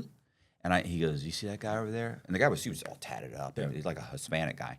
And I said, "Yeah." He said, "That guy's the head of the Latin Kings. He goes, right now, he's got 5,000 soldiers that are ready to do his bidding, kill anybody he wants at a moment's notice." And I go, "Really?" He goes, "No, he's telling on everybody he can, trying to get out of prison. I'm doing his fucking legal work. Don't tell anybody." So much for the stop snitching ethic of the street gang. He was a Latin king. He was sure. But sure. it was. He also has a sense of self-preservation. Yeah. That's funny. Well, Shaquille Gregg, age 29, he was no stranger to run-ins with the law. He was a member of the Wilmington, North Carolina Bloods street gang. Trouble comes with the territory there. So let's go back a little bit. In 2014, Shaquille shot a man in the face for questioning his gang affiliation. "You ain't a real Blood." He said, "What?" What? Yeah. And he also had multiple prior convictions for dealing heroin. Bad dude, Shaquille. Okay, but it's his recent encounter that I want to talk about. He's a passenger in a car that's getting pulled over by the Wilmington police. This is a problem for Shaquille the Blood because he had a stolen Smith & Wesson pistol on him at the time, right? Now, you got two options when that happens, right? You can play it cool, or you can hope for the best. Or you can run like hell. Again, Shaquille's a passenger in the car, so instead of playing it cool, he bails from the car and starts running with the gun tucked in his waistband. As a guy who's done a bit of running with a gun on my hip, it's harder than it seems. That gun weighs a little bit. It could fall out. It doesn't make it for sprinters. Right. And he's just got it tucked in his waistband. Then Shaquille did something so irrevocably foolish, I can't even wrap my head around it. He is running past a wrought iron fence where there is a playground of a local daycare center, and he throws the gun over the fence into the playground of the daycare center. I feel like that's an enhancement. Thank heavens it was nighttime when there were no little kids playing there at the time, but the next day, it could have been absolutely tragic. Right? So the cops catch Shaquille because his cardio was garbage. Right? He had not been doing cardio. He just weights. And the handgun was recovered and no little kids got hurt. Okay?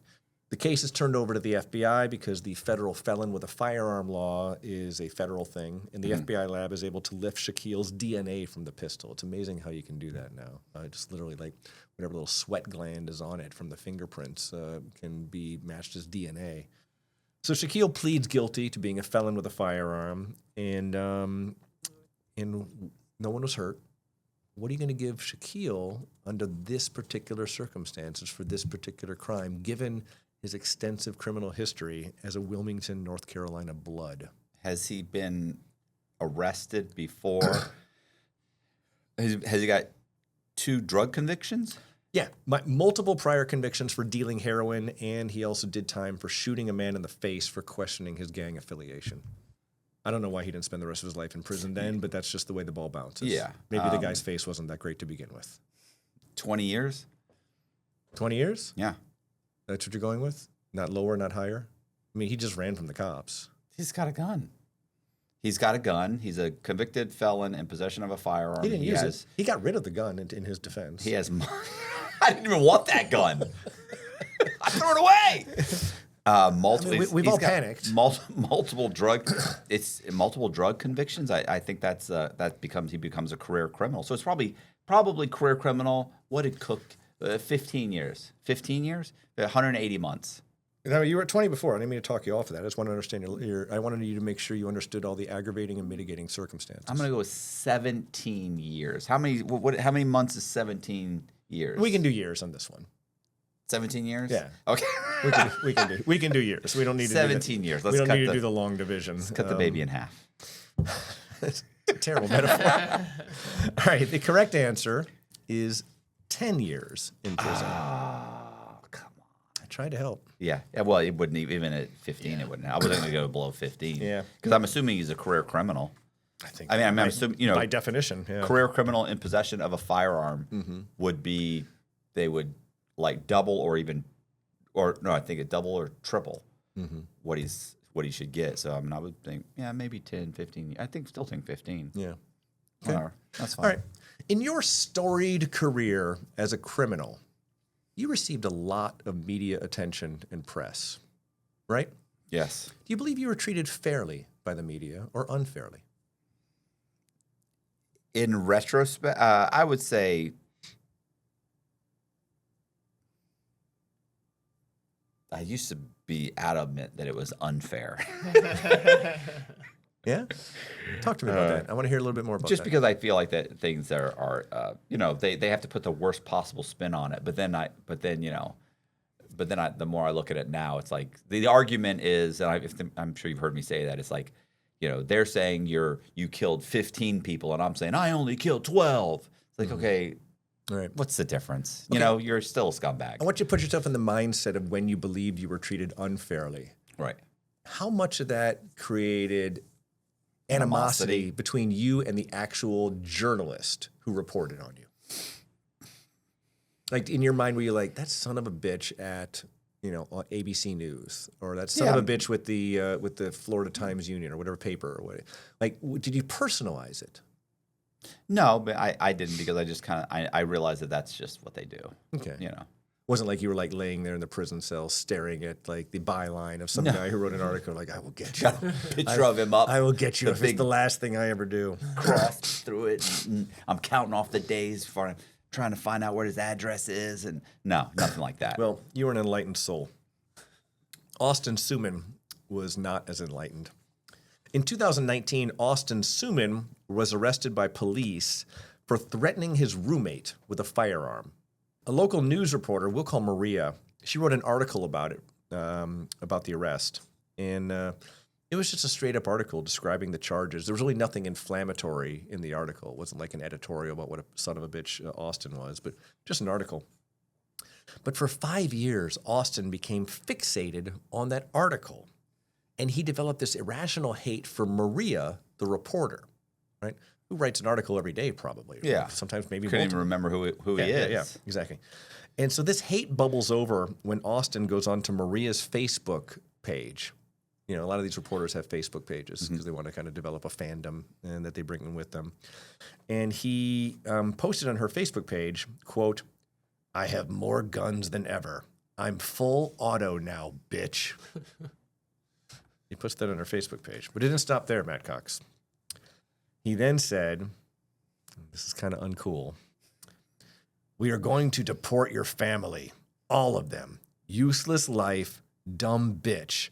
I would drag you by your legs naked with my horse." Maria was Latina. Did he have a horse? I don't know. It might have been an empty threat there with a horse. Still not cool. And he's posting on her Facebook page. Yeah. And then he said, "I can blow your house off its foundation. Tread lightly." Wait, you don't even know who he is, and this is an article that was written years ago. I mean, he went racial pretty quickly also with this thing. I mean, he called Maria a dumb Mexican, and he called her in another Facebook posting an S-P-I-C-K. He didn't even spell it correctly. He said S-P-I-C-K. That's how he spelled it. And then he started sending her emails. And one of the emails said, we coming for you. You are a joke of a journalist. Dumb Spanish journalist. Needless to say, Maria is rattled. This is a family woman. She has a husband. She has kids. So she contacts the FBI to complain. And digital forensic specialists review the computer records, subpoena Facebook, find out what the IP address is that's making these postings, and determine that the messages and emails were coming from Austin's home IP address in Myrtle Beach, South Carolina.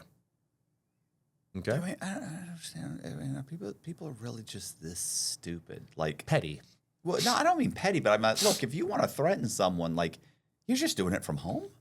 Yeah. And these aren't, and people are like, oh, that's not really a threat. All of those are threats. And you're talking about a bomb. You're like, all that has to be looked into. You're thinking pretty right. specific. So the FBI executes an arrest warrant at Austin's house, finds what they need to on his computer, and charges him with threatening interstate communications. Again, he threatened the use of explosives. I want to make sure that's clear to you. And he pleads guilty. Mm-hmm. How much time are you going to give Austin Suman, the guy who has such little respect for the First Amendment that he went out and threatened a reporter who wrote an article about him many years earlier? I mean, I'm going to say, I don't know. I have no experience at all. 36 months. I have no experience at all. Like, I'm just guessing. I don't know anybody that's done.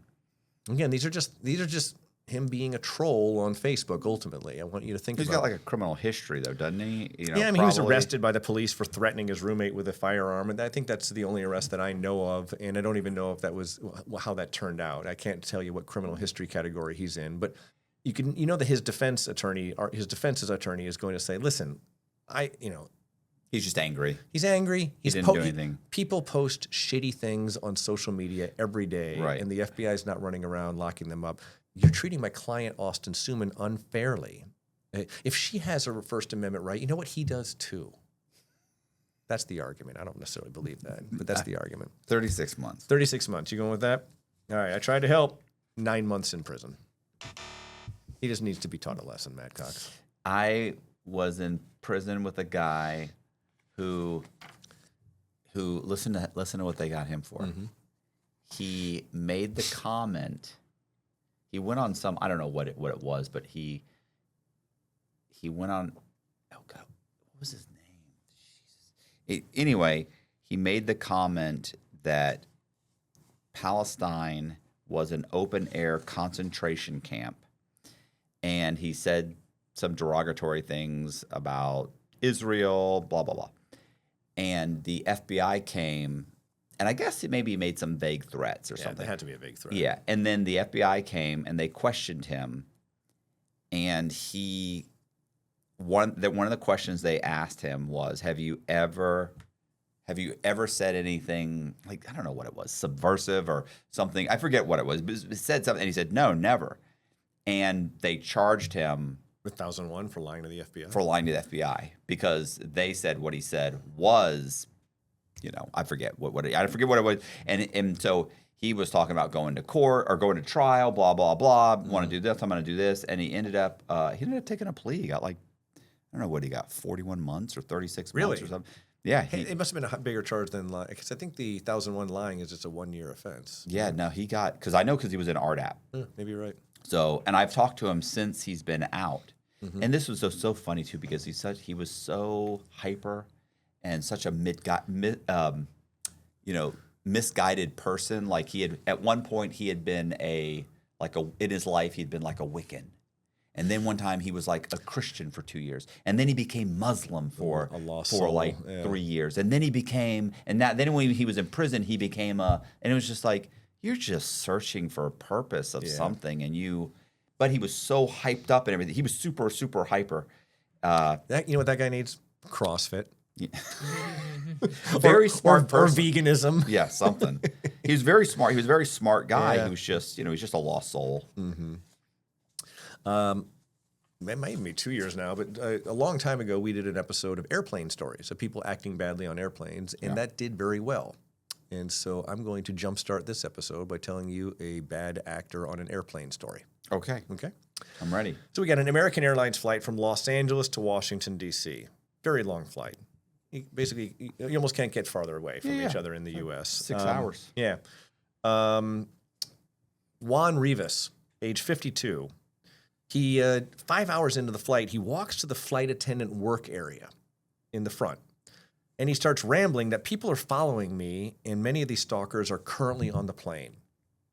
And the flight attendant's like, okay, flight attendant's not stupid. She recognizes that he's having some kind of mental episode. Right. And she says, yes, sir. Okay, why don't you go back and take your seat. I'm going to have the pilot call ahead, and we'll have the police in Washington, D.C. meet you at the gate and escort you through the airport to ensure your safety. Mm-hmm. I cannot imagine a more professional flight attendant putting his mind at ease by not arguing with him, not necessarily placating him, but saying, we're going to do what we can to keep you safe. Right? Not good enough for Juan, Matt Cox. Not good enough for Juan.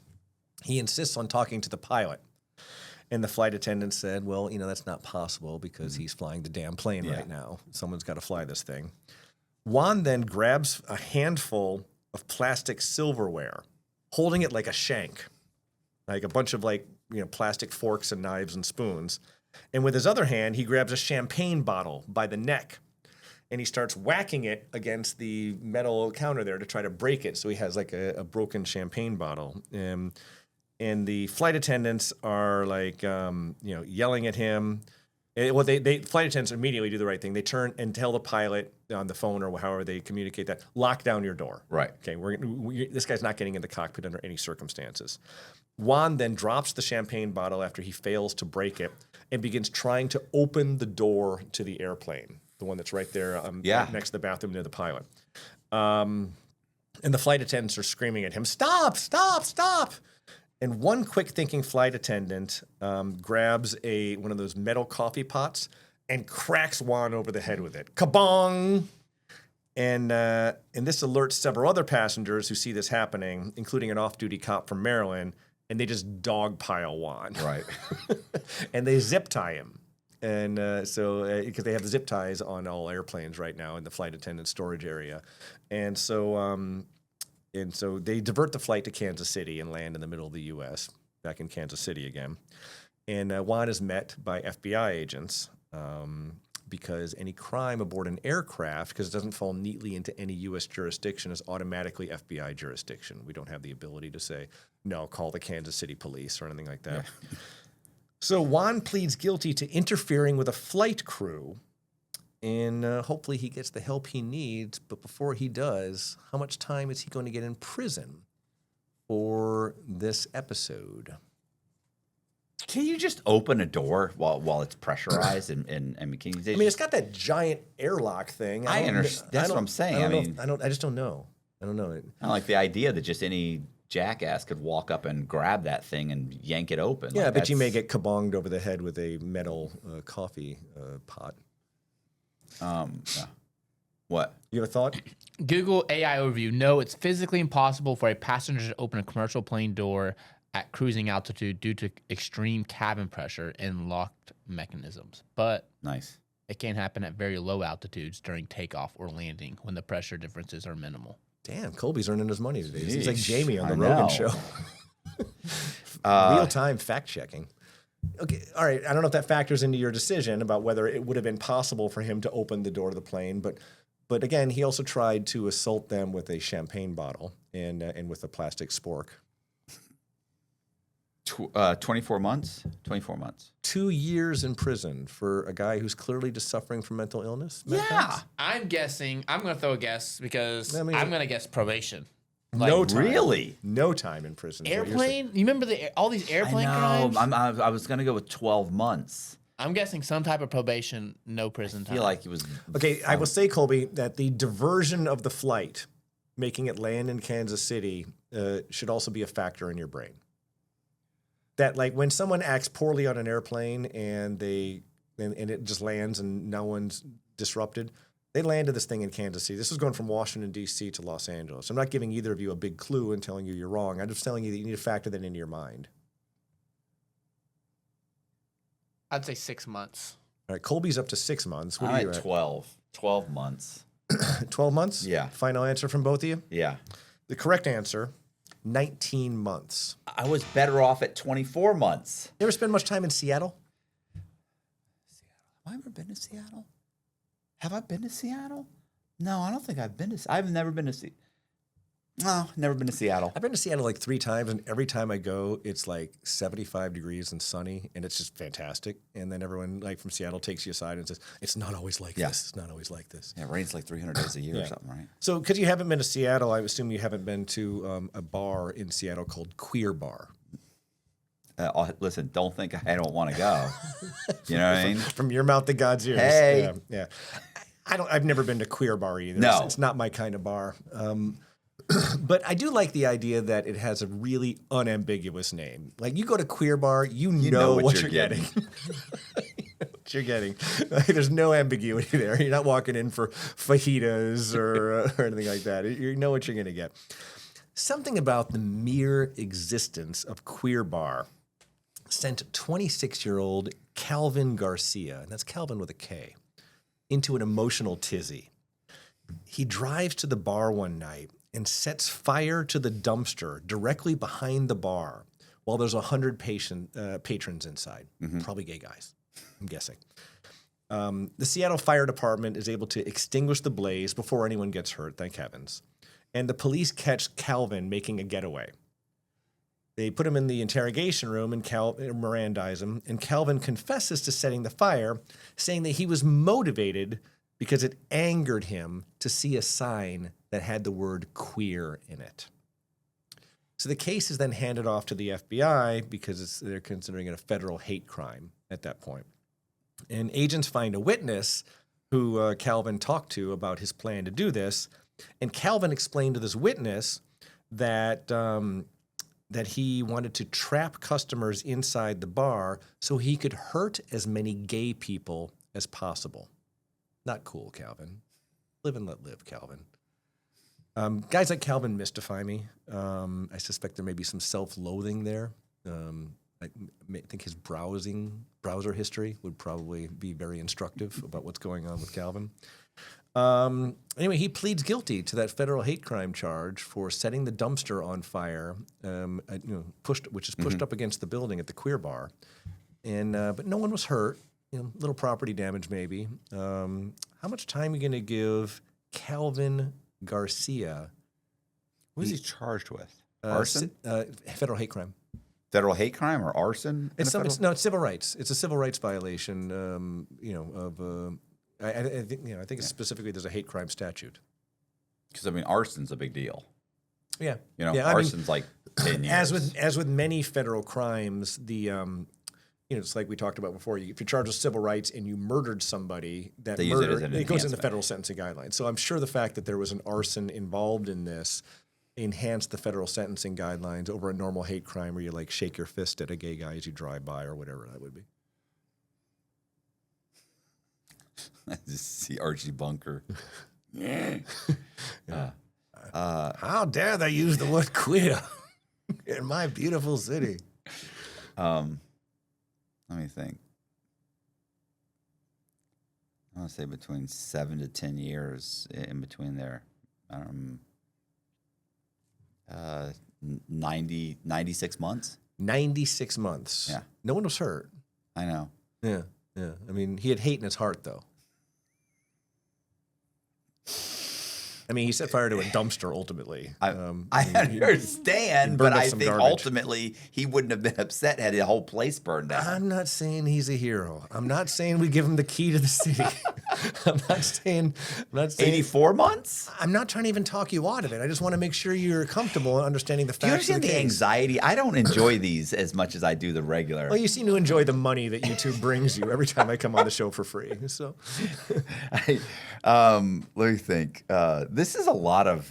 I'm going to say 84 months. All right, you stick to your guns with 84 months, unless you move me off of it again. Yeah, I just want you to be armed with the facts when you make your very difficult decisions here, because you know what you know where you are now in the score. You got to run the table on the next two questions for you to hit 50%.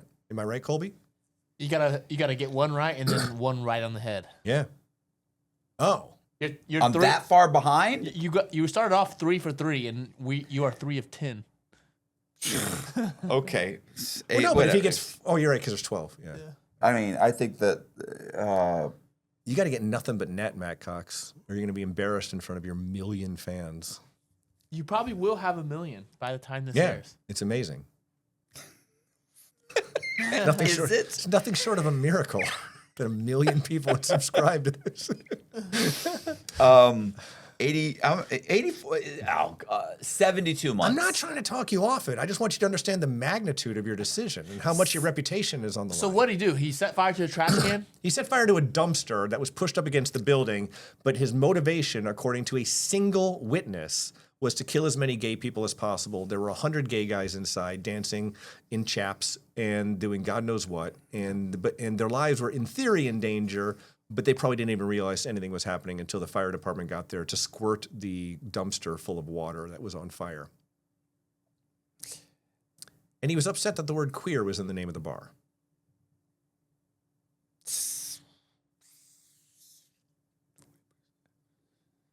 70 months. Boy, I can lead a horse to water, but I can't make him drink, Matt Cox.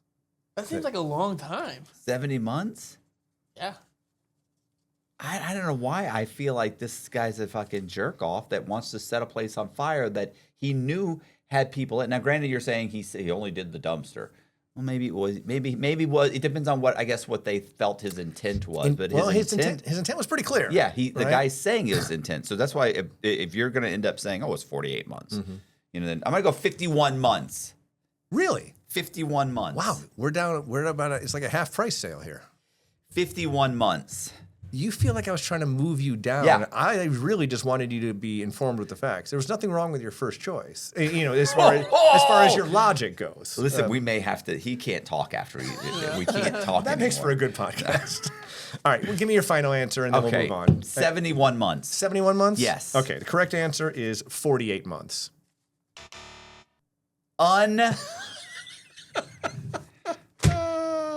2 episodes ago, I gave a trigger warning for a the fact that we were going to be telling some very depraved and disgusting stories, I would like to repeat that trigger warning now, that if you are in your car with children, this might be the time to pause and come back at a later time when you are locked in the bathroom with your earbuds on, because this is a depraved story, and I do not approve of this crime. Somebody that's I'm okay with. Yeah, exactly. All right, so it was 4:30 in the afternoon on a Tuesday. 13-year-old Charlie tells his mom, I'm going to go for a walk in the neighborhood, Penfield, New York. Don't know much about Penfield. I assume it's a smallish town. Hours go by. Charlie hasn't come home. Mom gets concerned, and she calls the Monroe County Sheriff's Department to investigate her missing son. Everyone's looking for Charlie. And then at 11:30 that night, he comes walking in the door. A 13-year-old boy. He initially refuses to say where he had been, and the police just sort of back off. Like, he's fine with whatever crisis was going on with this kid. He seems like he's, there's no bruises or, they walk away. And so the police go away. It's not their job to parent the kid. I get their position. Okay. Charlie's mom's not done. This isn't an acceptable thing for the mom. Right. And this is unlike Charlie. So she confiscates his phone and finds some photos on his phone that were timestamped that night of Charlie naked in some sexually suggestive poses in what appears to be a hotel room. And on the table next to Charlie posing naked is a bunch of booze and a bunch of weed. Okay. Right? 13-year-old boy. Mom flips out, calls the cops back. Cops come back to the house. Charlie's questioned. Here's what Charlie says under questioning. He says that a few weeks earlier, he met a grown-up man named Mr. Woody on social media. And they began a texting relationship. On Tuesday evening, Mr. Woody directed Charlie to walk to a nearby park, and Mr. Woody sent an Uber to pick the boy up. Charlie did what he was told. The Uber takes Charlie to the extended stay hotel in Greece, New York, where Mr. Woody gave the boy booze and before having intercourse with the boy and accepting oral from him. Okay. After they spent the evening together, Mr. Woody put him back in the Uber and sent him home. Using phone records and hotel records, the police are able to identify the suspect as 31-year-old Jonathan Demetrius Woody of Rochester, New York.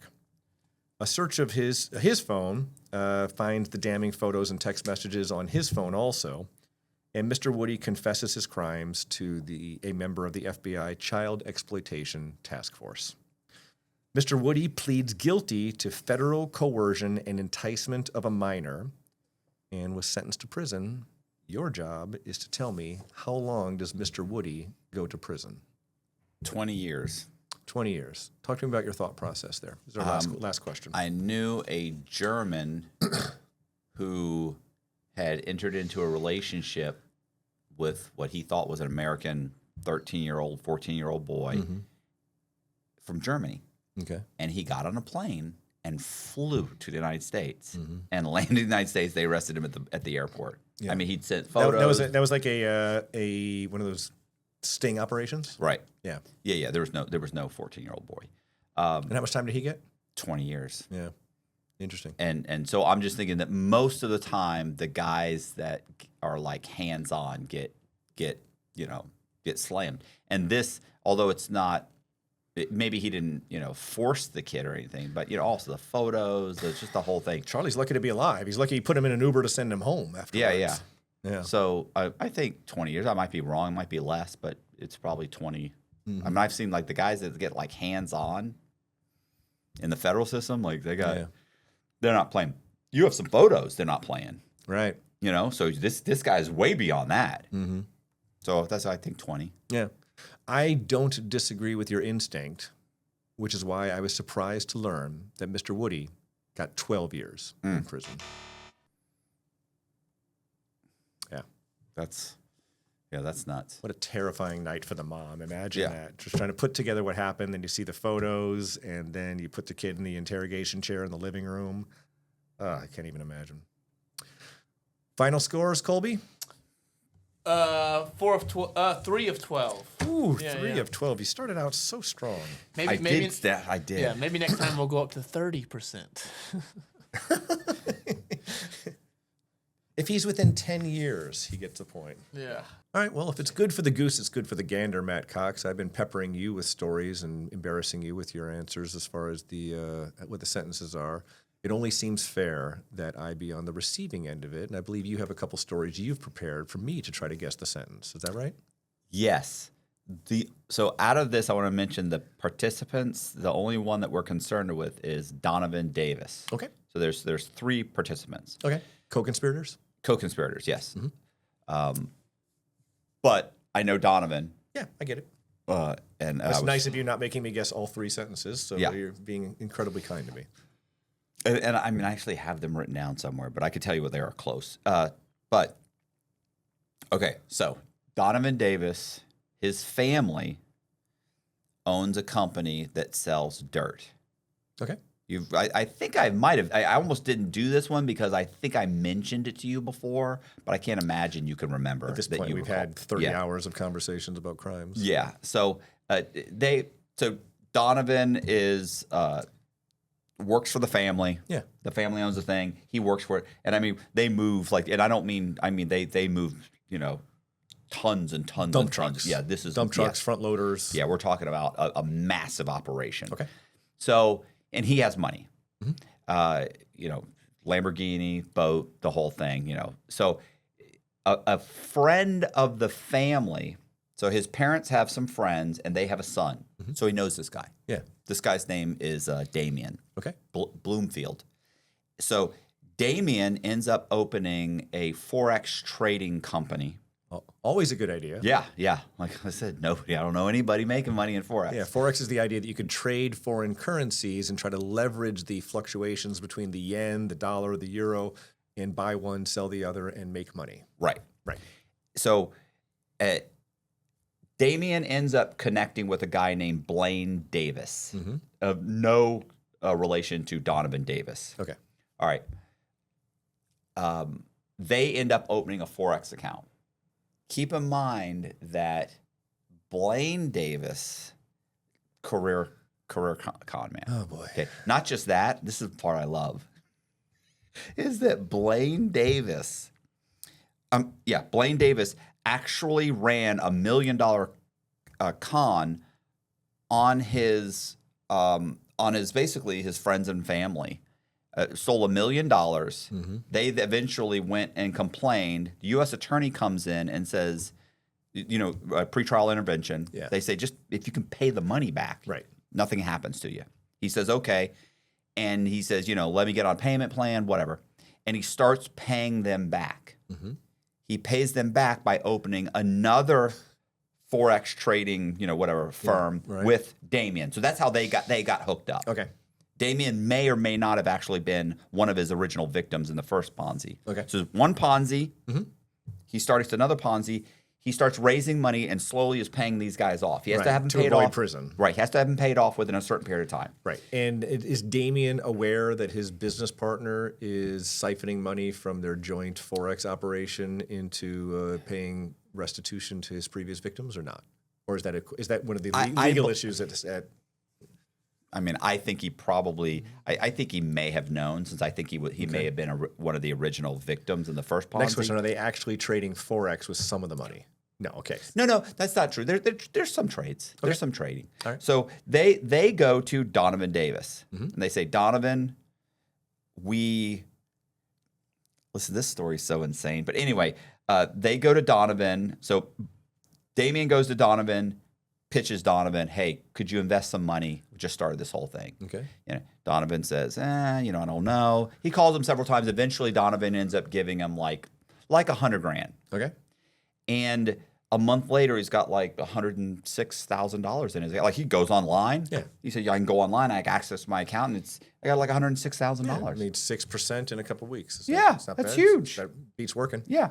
So comes back. So he said the next month, he said it's up to there's now like $118,000. Like I've made it $18,000. He's like, so then the next month, same thing. they say, hey, would you mind if we go pitch your family? Oof. Sure. So he said, yeah, absolutely. I'm doing great. Comes in, pitches the family. His family starts investing. Yeah.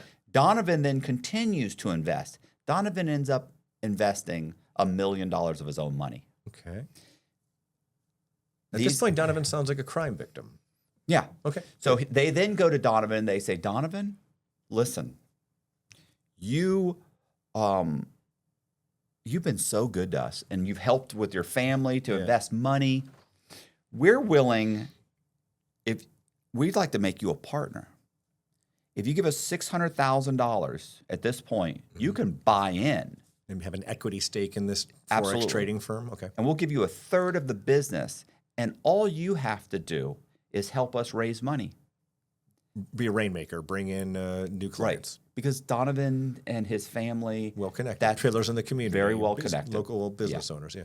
And so Donovan said, I remember he always says, he's like, I felt like I was getting in on like the ground floor of Amazon. He's like I felt like this is a, or Google. He's like, this is like a win. Like I couldn't believe he has seen what he believed to be actual tangible results from the Forex trading. His family's making money. Everybody's making money. On paper. On paper. Yeah. On the website. Yeah. Which really by this point, that money has paid off Blaine's victims. Agreed. His first victims. Donovan's being deceived. Yes. So it's a Ponzi scheme. Yeah. Because if you asked for money back, they would give you the money back. If you said, hey, I made $40,000 in the last 6 months, can I get $30,000? They'd go, absolutely. And they would pay you, the investor, with the proceeds of another investor's money, right? That's how a Ponzi scheme works. Yep. So this goes on. Donovan basically stops working at the dirt company, right? Why deal in dirt when you can just sit around and bring people into a Forex scheme that's a Forex plan? Yeah. That's making money for everybody. Right. So he goes in. So Donovan now, by the way, is raising money. He's raising money. He's bringing in new people. Yeah. He, over the next 18 months to 2 years, brings in between $17 to $20 million. Okay. Then there's the financial crisis, 2008 financial crisis hits.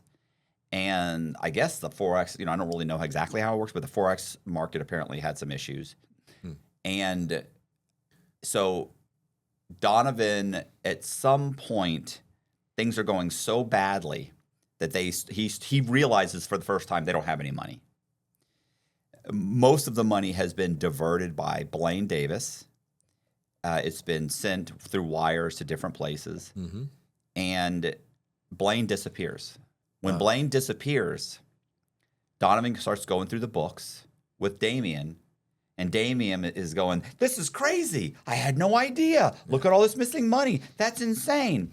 And Donovan says, holy shit, I'm going to the U.S. Attorney's office. Okay. So he grabs a criminal defense attorney and he goes to the U.S. Attorney and he explains, this is what I found out. What city is he in? He's in Orlando. I want to say it's Orlando. Okay. It's in Orlando, I think, was the mill district, was where he was. So they sit down, they talk to him, and it's a little bit. And the government was unaware of this until he brought it to their attention. Okay. So sounds like a hero to me. Absolutely. So he agrees to. He by this point, by the way, also realizes he thinks Damien's involved. Yeah, he begins to suspect his buddy. Something's not right with this. There's no way this whole time you've known all this, and that you were saying. And by the way, there are documents that were given to Donovan that showed that they had, I don't know what it was like $20 or $30 million in various bank accounts. There were actually dummied up bank statements to show him at one point. And Donovan claims that he did not know this was a Ponzi scheme, or that there was anything untoward going on until he and his the other partner began going through the books, and it was brought to his attention. Yes. And then his first stop after that was the U.S. Attorney's Office to blow the whistle. Yes. He actually agrees at some point.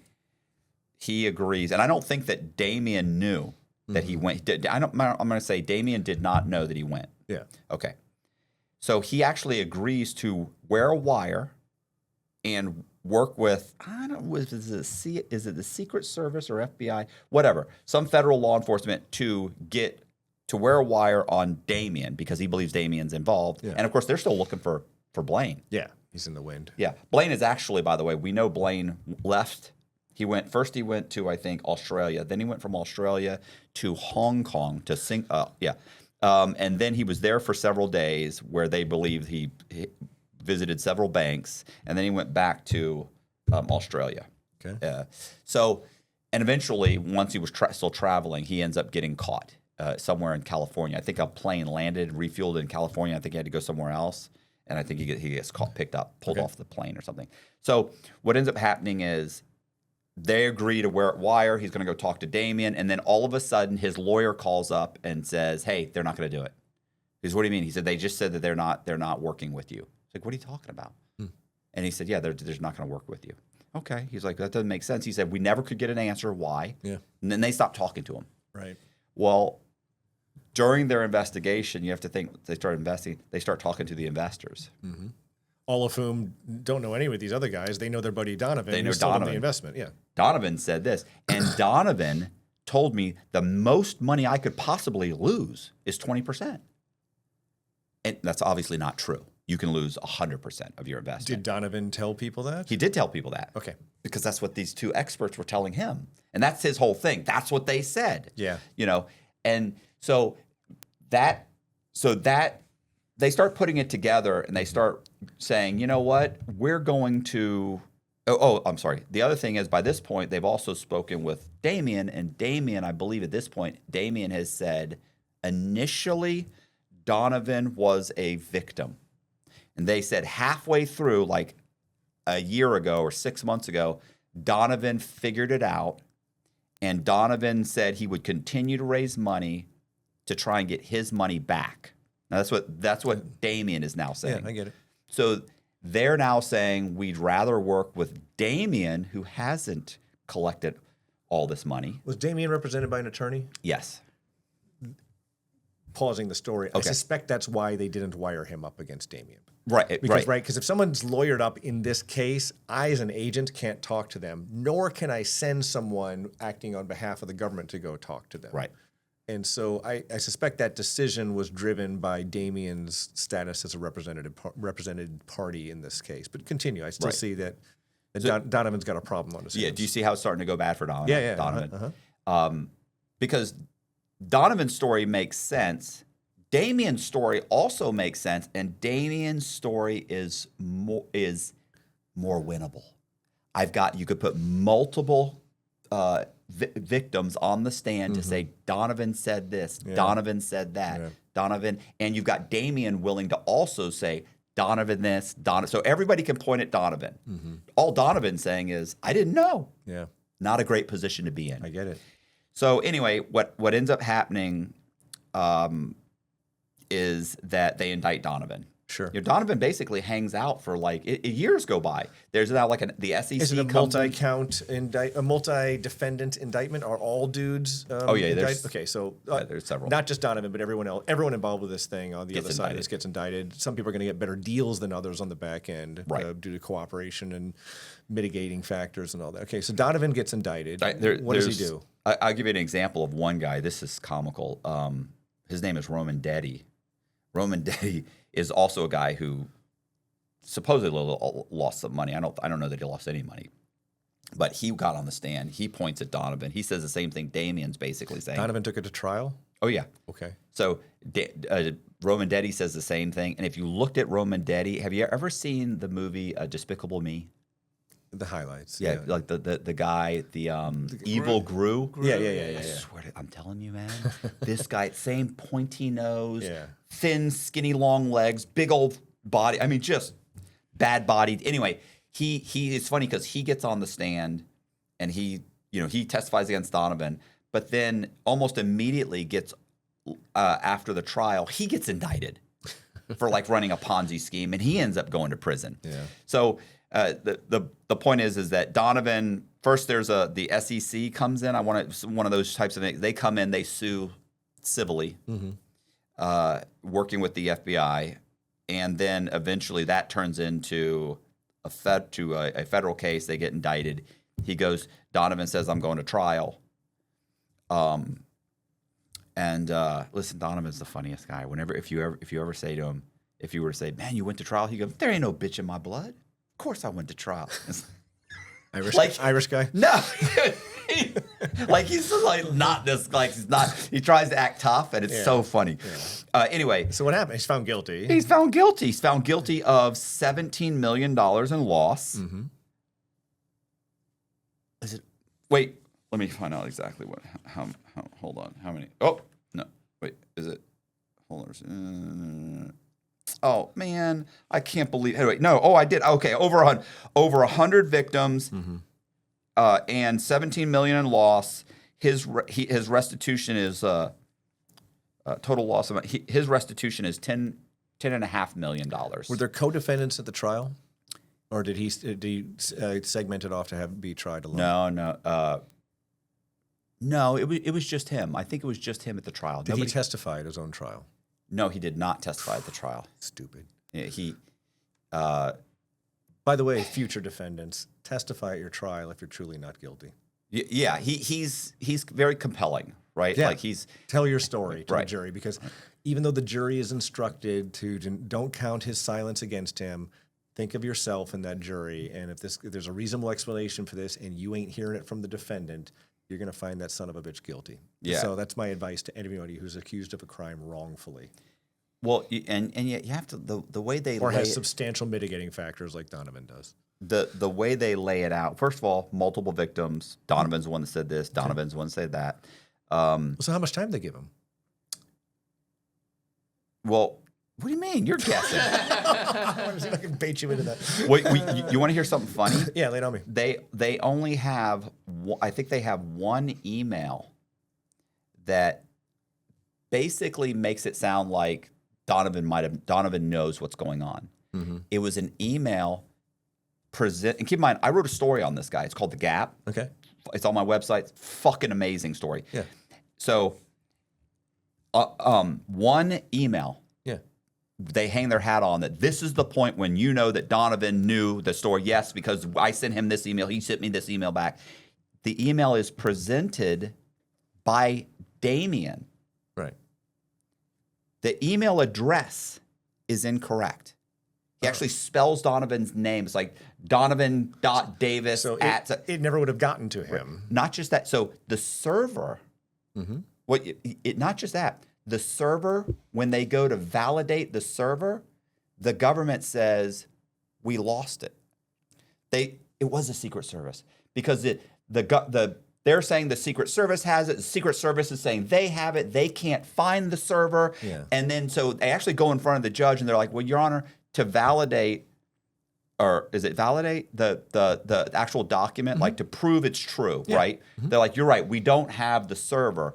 But we have Damien who wrote it. He can validate. So they put Damien on the stand. And he says, yeah, that's the document that I wrote. Right. And then he's subject to cross-examination to impeach him if they don't think he's telling the truth. Right? But obviously they believe him. Like the jury believes him. Didn't Donovan's lawyer be able to ram it right up his ass yeah, and use it in closing arguments? It's horrible. But Donovan's sitting in the chair. I get it. And you've got all these people saying Donovan, and Donovan's not saying it's not me or I didn't. That's a lie. They're twisting it as much as they can and trying to fix it. Anyway, the bottom line is he ends up being found guilty. Of course. That's why we're having this conversation. So how much time did he get? 10.5 million in loss, over 100 victims. Right. Trial. Yeah. 60 months. Get 5 years.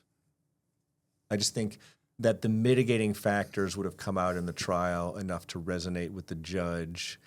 I've done dozens, if not hundreds, over 100 of Ponzi scheme cases, either my cases or other people's cases that I ran leads down with. And these middlemen are such a vexing problem for the agents to figure out what did they know and when did they know it. And so I'm sorry your friend got raked over the coals in this thing, but I understand the agent's perspective when he's talking to his 99th victim that Donovan brought to the table here, who's being told things that are just demonstrably impossible as far as their downside risk that they're hearing from Donovan's own lips. So I'm not saying that your friend is a bad person, but I'm saying that my guess is that there might have been some puffing or some illogic in his statements to the victims about the downside risk. Yeah. Oh, I've always told him you should have gotten at least 3 years for just stupidity. Like you're asking but people. I put him at 5 years because he does not appear to be the mastermind of this scheme. So I say 60 months. Yeah. No, he's definitely not. There are over 100 victims. I get it. I'm sticking with 60 months because I'm gonna go with my first. I'm not like a Matt Cox who's going to be moved up and down based on the whims of other people. It may end up being more, and it probably is based on the look on your face as I'm reading you at the poker table here. But I still feel that 60 months, 5 years in prison, no criminal history on the guy, right? None. Yeah. None. From a good family. He just extremely naive. Yeah, I was gonna say gullible. Yeah. Like he just believed these guys, and he'll tell you too. Like Blaine, he's like, listen, he's like, you think Matt Cox is smooth? He is. You got nothing on Blaine. 72 months. Oh my God. Oh. 72 months. Okay. What do you get? What do you get? What are you? You look like you're gonna say something. I was thinking of saying something like, he hasn't been on the show yet, or when do you think he'll get out? Like things like that. Yeah. To give you a little more hint, but I'm gonna stick with 72 months. What do you get? 17 years. Fuck. Wow, poor bastard. That's a lot.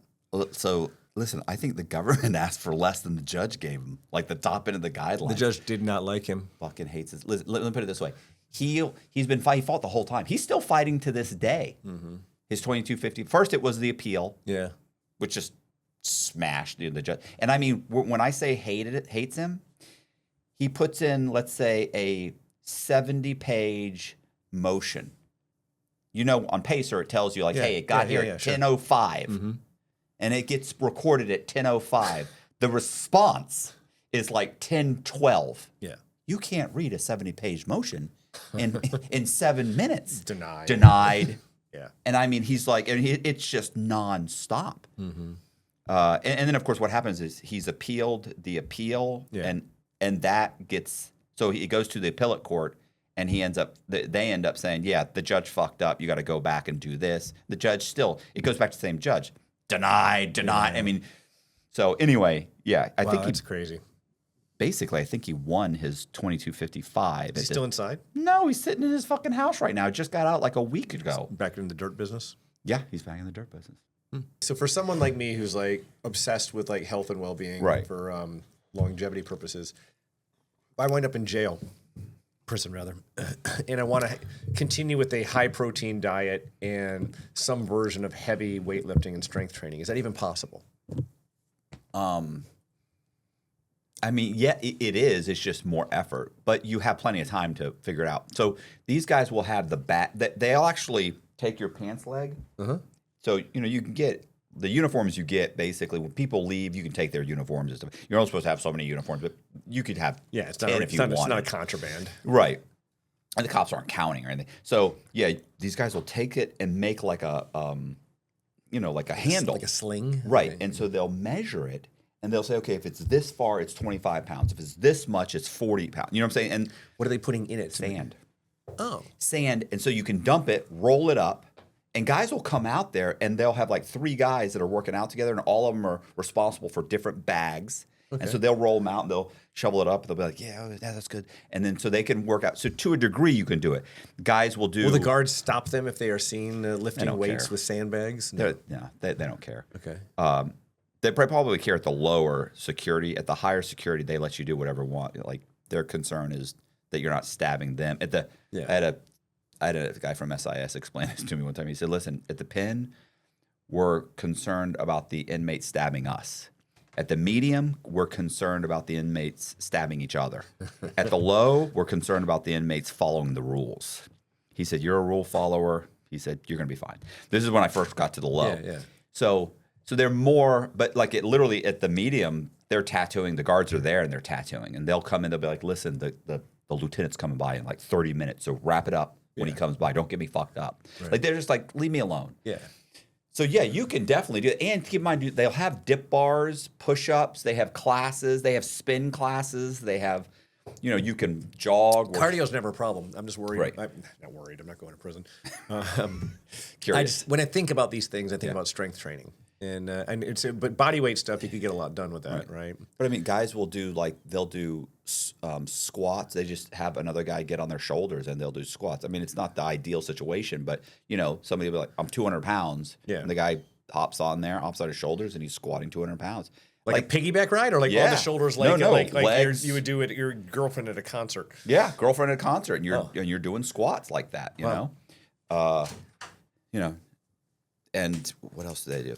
They can do push-ups the same way. They can do dips because they'll have dip bars. Yeah. And even then, even if they said, "Hey, we're going to take away all this stuff," all the railing is metal. That metal piping. Yeah. Like I've seen guys who will do, they'll do dips backwards and they can lay their feet on one railing and jump up on the other one. Yeah. You could do pull-ups, I imagine, all over the place. Every place.